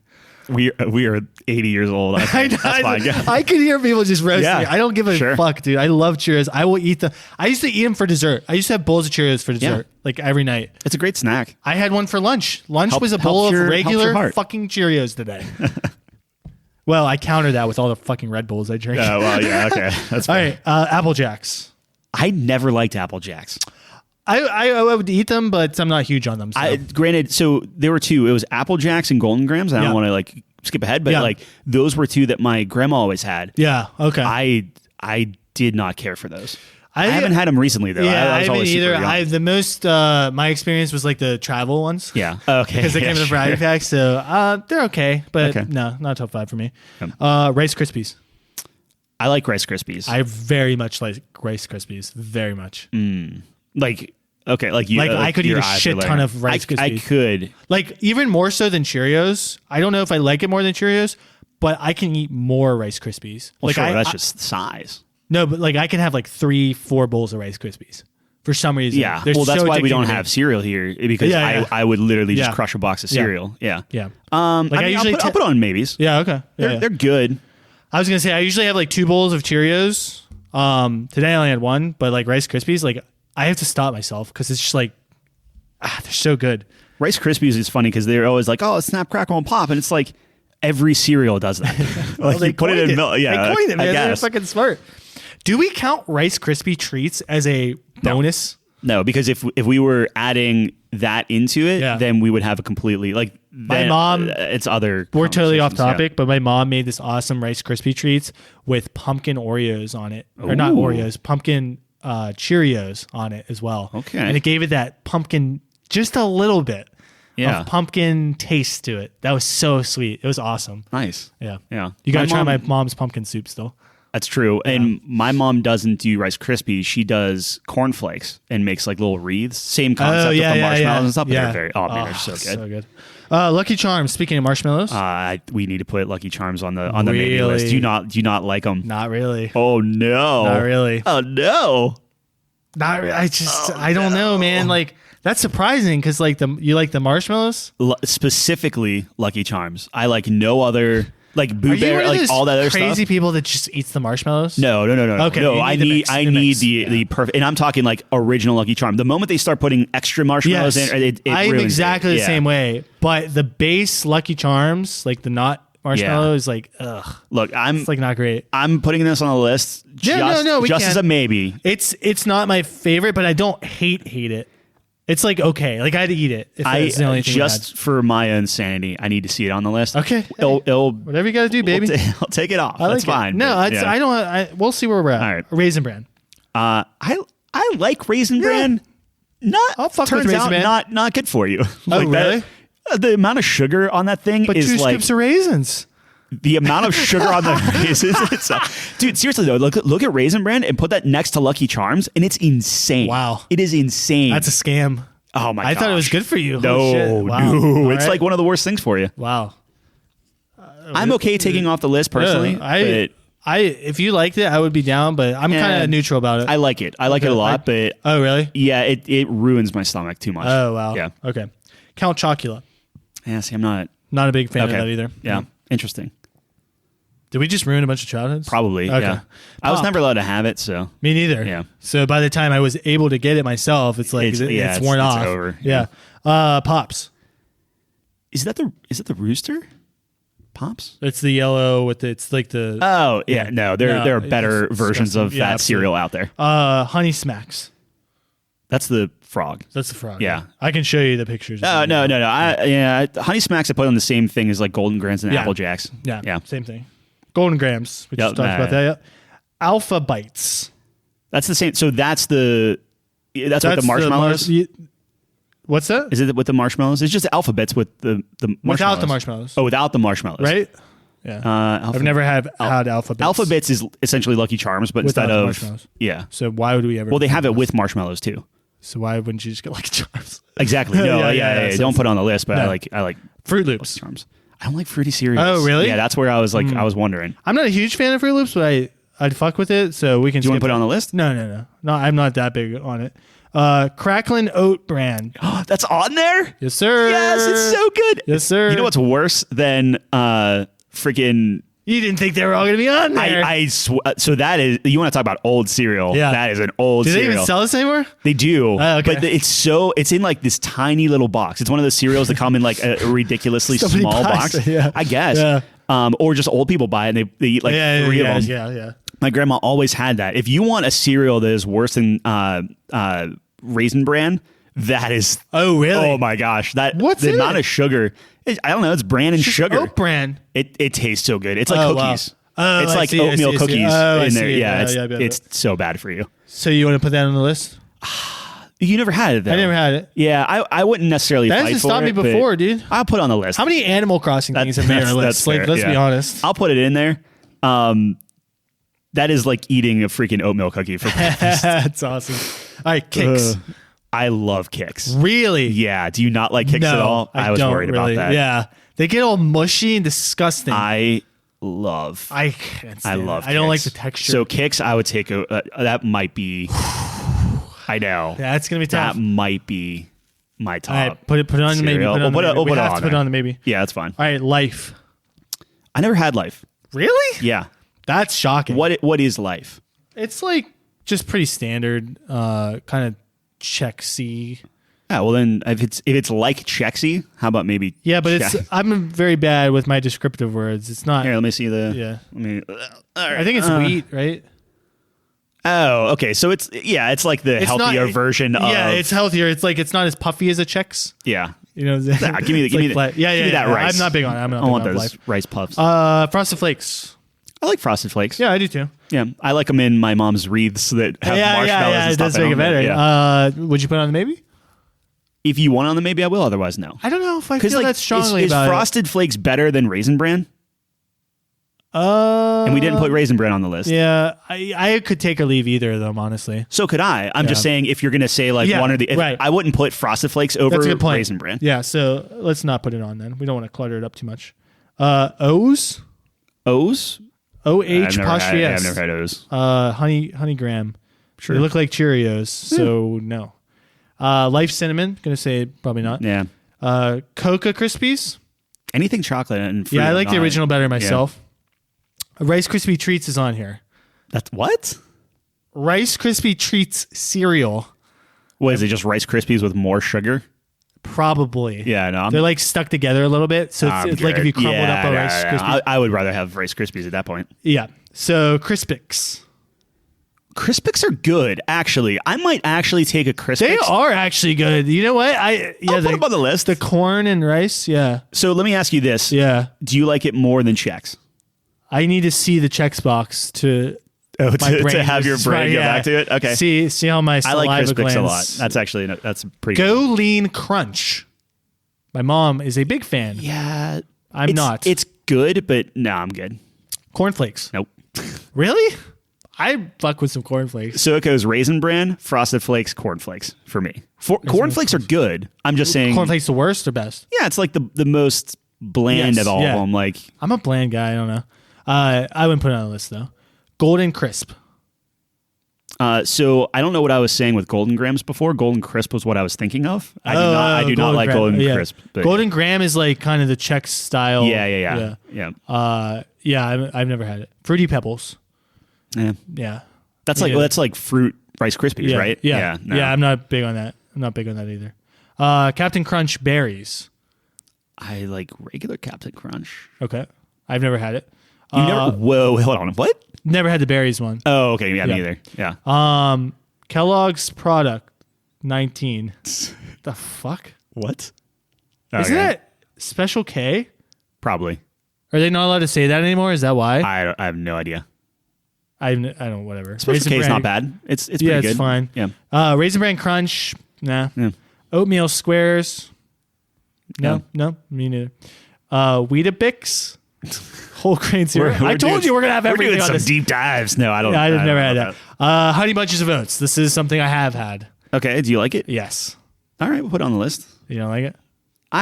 To be fair, I don't. I'm sure I've had it. I don't. I like the variety of it. Yeah, no, it's exactly what I love Honey Bunches of Oats. Okay. Rice Chex. Again, I like it. I think. What's your favorite? Corn? Crispix might be better. No, right. If I'm going Chex, okay. Rice Chex. I think corn's my favorite actually. Wheat's obviously the worst. So no on the Rice Chex. I might save it for the corn Chex. I always used to get the variety packs, and all I know is the corn was gone first. For me, I'm a big fan of the Crispix over Chex. Really? Generally speaking. Does the Crispix have both? I'm scrolling back it's up. like a half and half thing. Yeah. You know, the reason why is like they don't get as soggy as quickly. You still get that crispiness, which I guess is in the name. So, Coca Dynabites. So no on the Rice Chex. Unless you want them, I'm good. Let's put the Crispix on there then. I put them on. Oh, okay, good. Yep. Coca Dino Bites. I don't know what that is. I don't know either. It sounds like cavities. Reese's Puffs. I'll give you Reese's. I don't like Reese's Puffs. Oh, okay. Well, then never mind. We can keep them off. I'm not a big Reese's fan. Reese's Puffs is a very... You do it once, and then I'm good for like a year. Dude, I've never been into the peanut butter stuff that much. I like peanut butter, but I don't know when it comes to that. It's always such a fake peanut butter. Yeah. I don't know. We have a whole bunch of like Jif that's like, and I'm just like, it tastes chemically. Yeah. And I I'm totally with you. Cookie Crisp. Shout out to my childhood, but no, I'm good. I always wanted these. Yeah. And then I finally got them. I was like, this sucks. I would say I actually think they're bad, actually. I haven't had them obviously in years and years and years, but like I would say those on paper would be like, this is what you eat as a snack, right? Like it's just like it's the market for this has to be like teenagers or young adults that never were able to get it, right? Yep. You would think it'd be kids, but like unless it's irresponsible parents or it's like young adults who's like, I can finally have cookies for breakfast. And that was me. I fell into the latter and I was like, these are actually terrible. And then you realize I could literally just have a cookie. That's what I'm saying. It's exactly what I said. Oh, you know what's better? A fucking Oreo. Yeah. Fuck you, Mom. Like I'm having an Oreo for breakfast. All right, apple cinnamon Cheerios. Never had it, but I like them. Honestly, I'd probably go original or Honey Nut. Honeycombs. They're okay. Nah, I'm not a big fan of those. Like again, I feel like they get really soggy, really quick. Cocoa Puffs. Oh, you're not chocolate. Again with the chocolate. If you like out of all of those, I would probably say Cocoa Puffs might be because those are just Kicks, right? Those are the circle ones. Yeah, I'd rather Cocoa Puffs than Count Chocula or the because pebble, like chocolate pebbles. To me, unless I'm misremembering, I haven't had Kicks in forever. The Cocoa Puffs consistency is a little bit harder than the Kicks. Kicks are soft. If I remember correctly, I might be wrong on that. But I felt like the Kicks got more soggy. Kicks are the perfect where you put your spoon in, and it's like you get like the nice like one in the middle and then 5 around it, like a little flour. So you're a graphic designer. Oh, okay, gotcha. Yeah. Okay. I don't like Kicks very much. I know that's I'm not huge on Cocoa Puffs either. I like getting free chocolate milk. But I don't like chocolate milk, so that's the problem. You're the spawn of Satan. Yeah, it's fun. Okay. This is one that I forgot about, but now that I'm looking at it, is awesome. Banana Nut Crunch. Ooh, that sounds good. I don't think I've ever had it. It had dried banana in it. Yeah, fucking awesome. I haven't had So, this like- in forever. Like on list, awesome.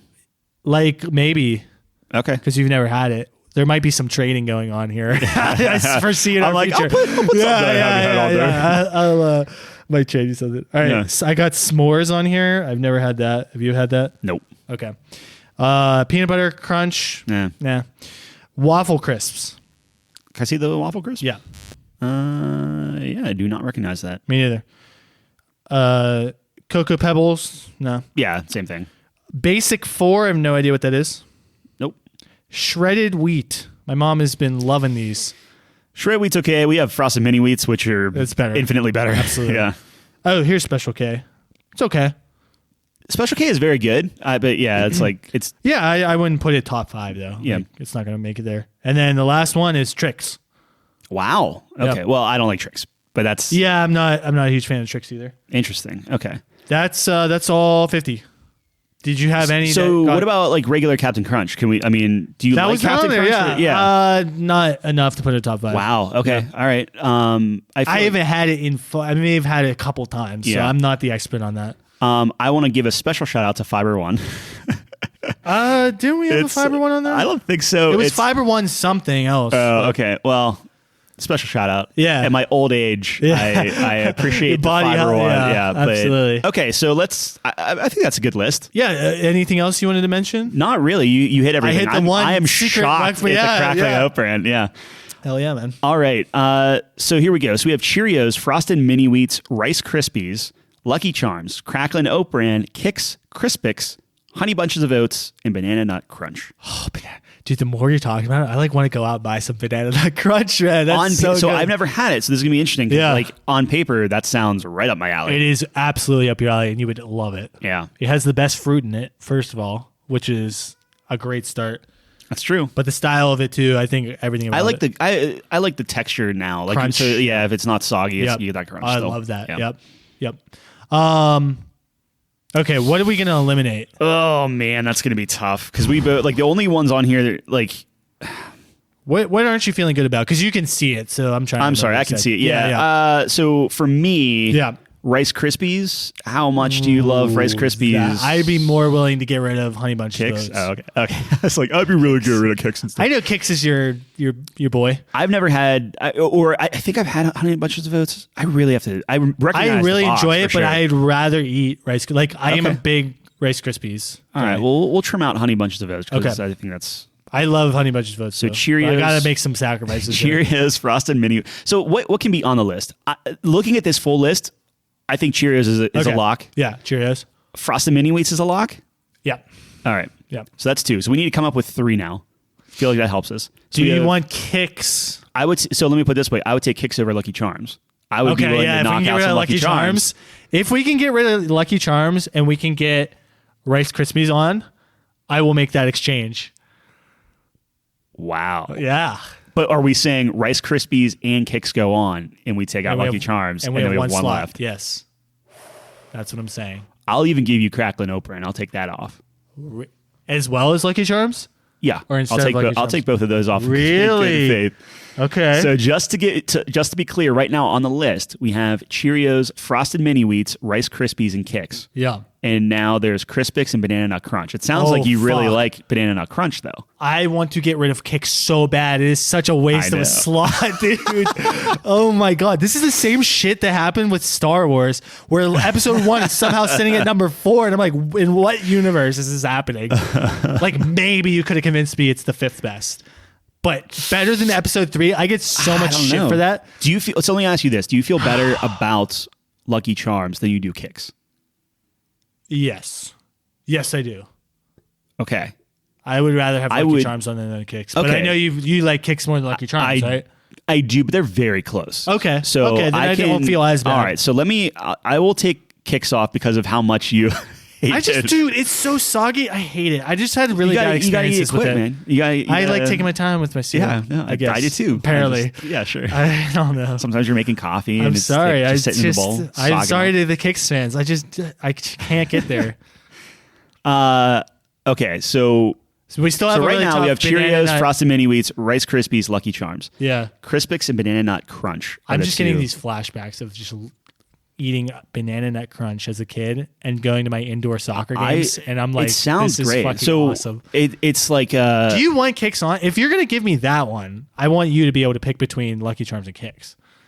yeah, but if it's a combined thing, like you'll eat a bowl of Lucky Charms, but you I'll won't eat a bowl of you won't eat Kix too. Like cereal's very much a thing for me where it's not. There's not one that I'm like, oh, I'd never eat. Yeah, that. I would never go out and buy Kix, but I'd also never go out and buy Lucky Charms. If I'm being quite honest. Let me ask you this though. So for Rice Krispies, yeah, you really are like, oh, I want this on the list. You like Rice Krispies we're talking more about, than Banana Nut Crunch? Oh fuck. I'd probably say yeah, because I haven't had Banana Nut Crunch. But dude, I just got this. Like I'm saying, like I'm eating a bowl of Banana Nut Crunch, and I'm ready to go to my soccer game. Like I'm just trying to get an idea of like between Lucky Charms. So you're proposing Cheerios, Frosted Mini Wheats, Kix, Banana Nut Crunch, and check or it would not be Chex, Rice Krispies. Or did you say that? No, So you're proposing we get rid of Rice Krispies for Banana Nut Crunch, and then we include Lucky Charms or oh no. So for me, what I'm saying is between Lucky Charms and Kix, if you want Rice Krispies on the list, between Lucky Charms and Kix, which has a better shot at getting above Rice Krispies? Oh my god, it's either one. It's same percentage, same percentage. I'll tell you that. Oh man. So you like Rice Krispies more than Crispix, and you like it more than Banana Nut Crunch, or are you just on the fence? I feel like I'm having one of those John moments where I'm just fucking hyping Banana Nut Crunch to the moon. Yeah. But which is fine. I haven't had it in a very long time, and I'm hoping that it like holds up and we go get some after this, and like it's amazing. Crispix is really good though, but I haven't had that in forever either. This is a very tough choice. Like if it was up to me, obviously Kix would go and Crispix. And well, Kix is technically gone right now. Right now, Lucky Charms on the list. So, I guess my thing is, would you be willing to give up Rice Krispies for both Crispix and Banana Nut Crunch? Or that's an interesting thing. Because really, you hold the cards here. I got the really two that I kind of wanted on here. What was the other one? Frosted Mini Wheats? Frosted Mini Wheats, very good. Yeah, I love Frosted Mini Wheats. This is the hardest decision I've ever made in my life, and I say that every top five.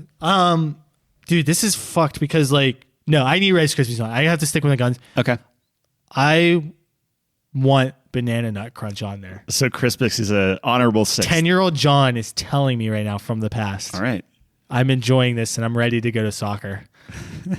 It is fueling me.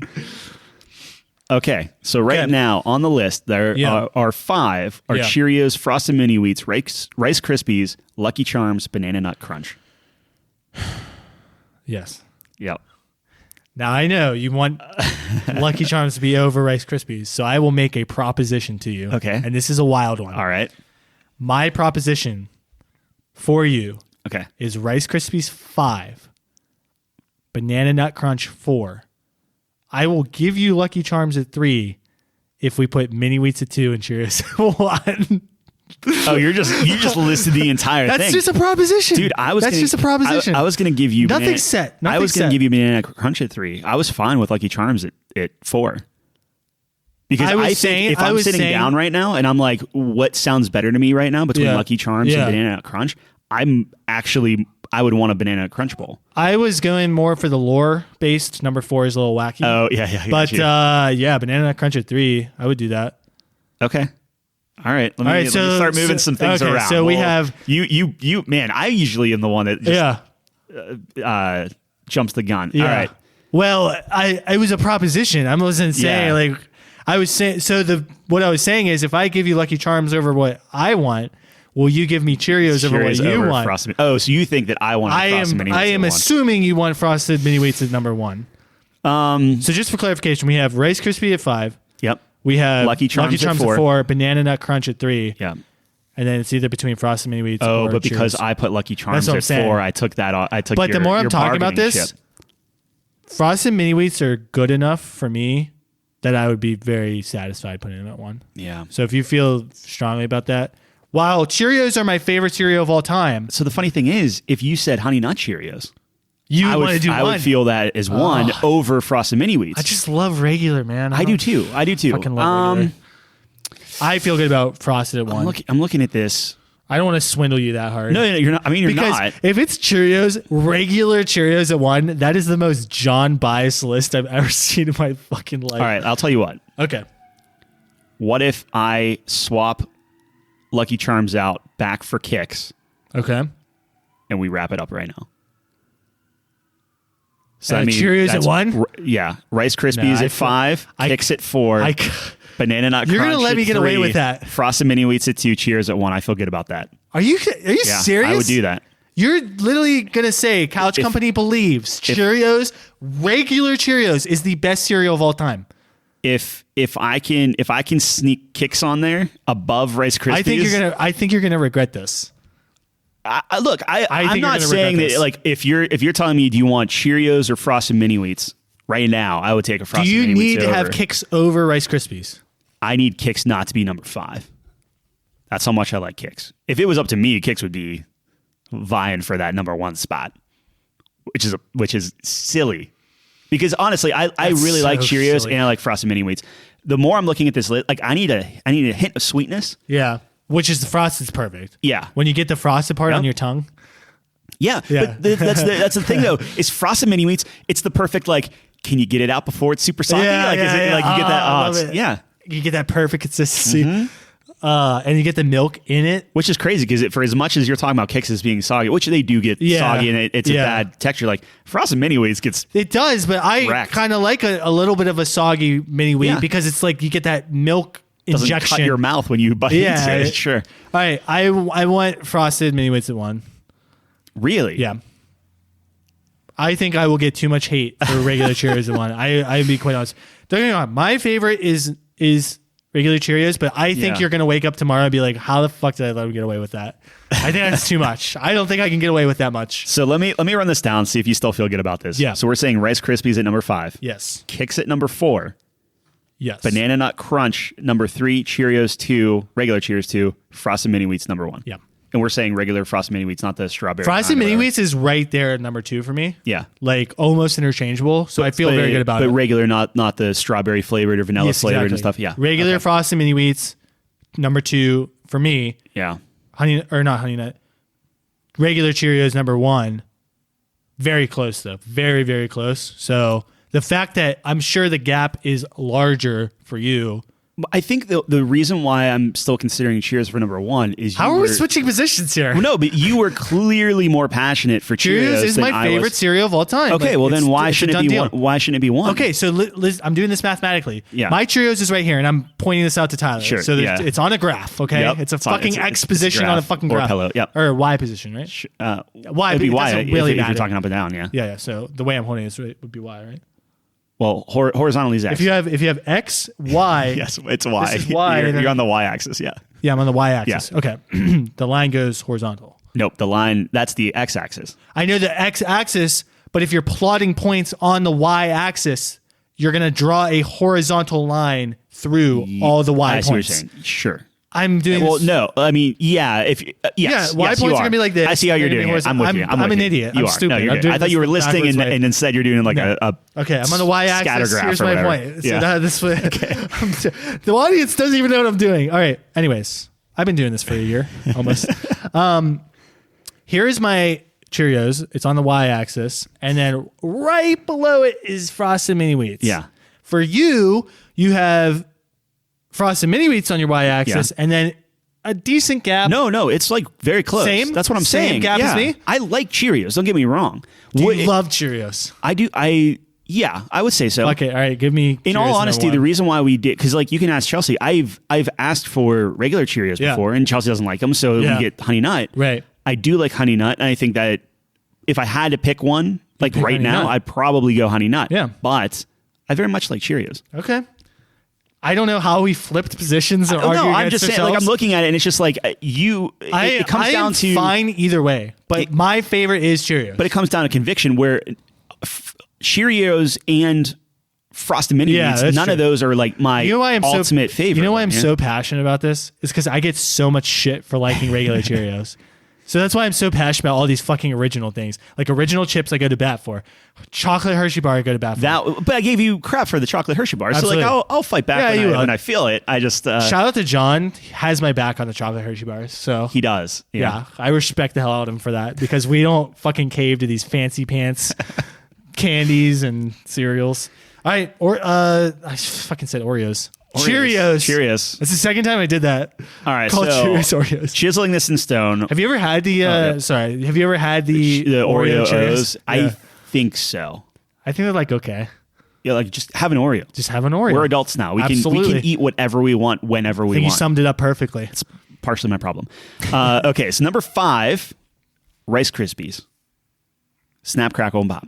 Speaking to your point, and I thought you were going to be like, "What if?" Okay, yeah, all right. Just speaking to your point, real quick.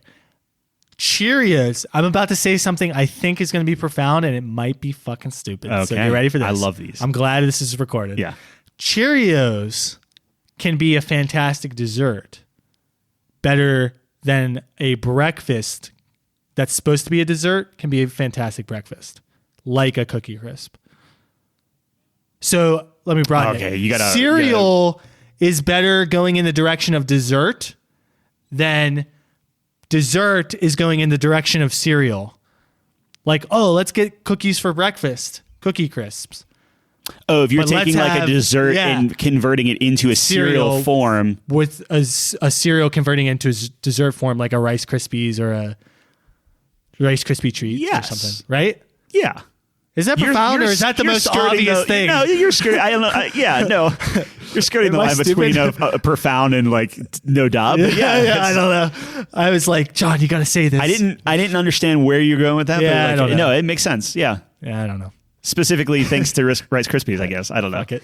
All right, so number 5 is Rice Krispies. Number 4 is Kix. Number 3 is Banana Nut Crunch. Number 2 is Frosted Mini Wheats. And number 1 is plain ass Cheerios. I finally got an original at number 1. This is the best day of my life. If you just look at Chelsea's face, you can see how the rest of the world. She looks sickened.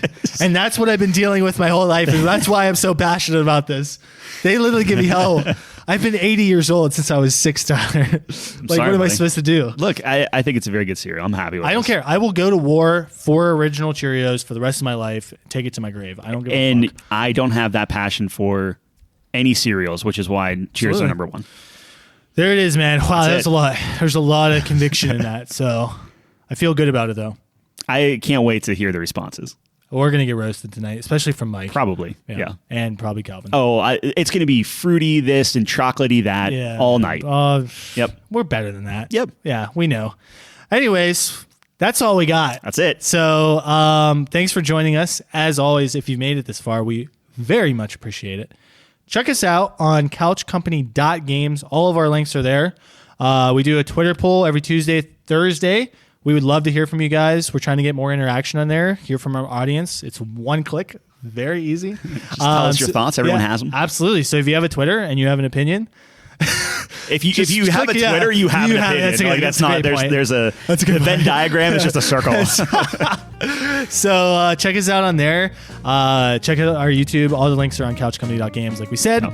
And we'll be here, same time, same place, every Monday. Thanks for joining us on the couch. Peace.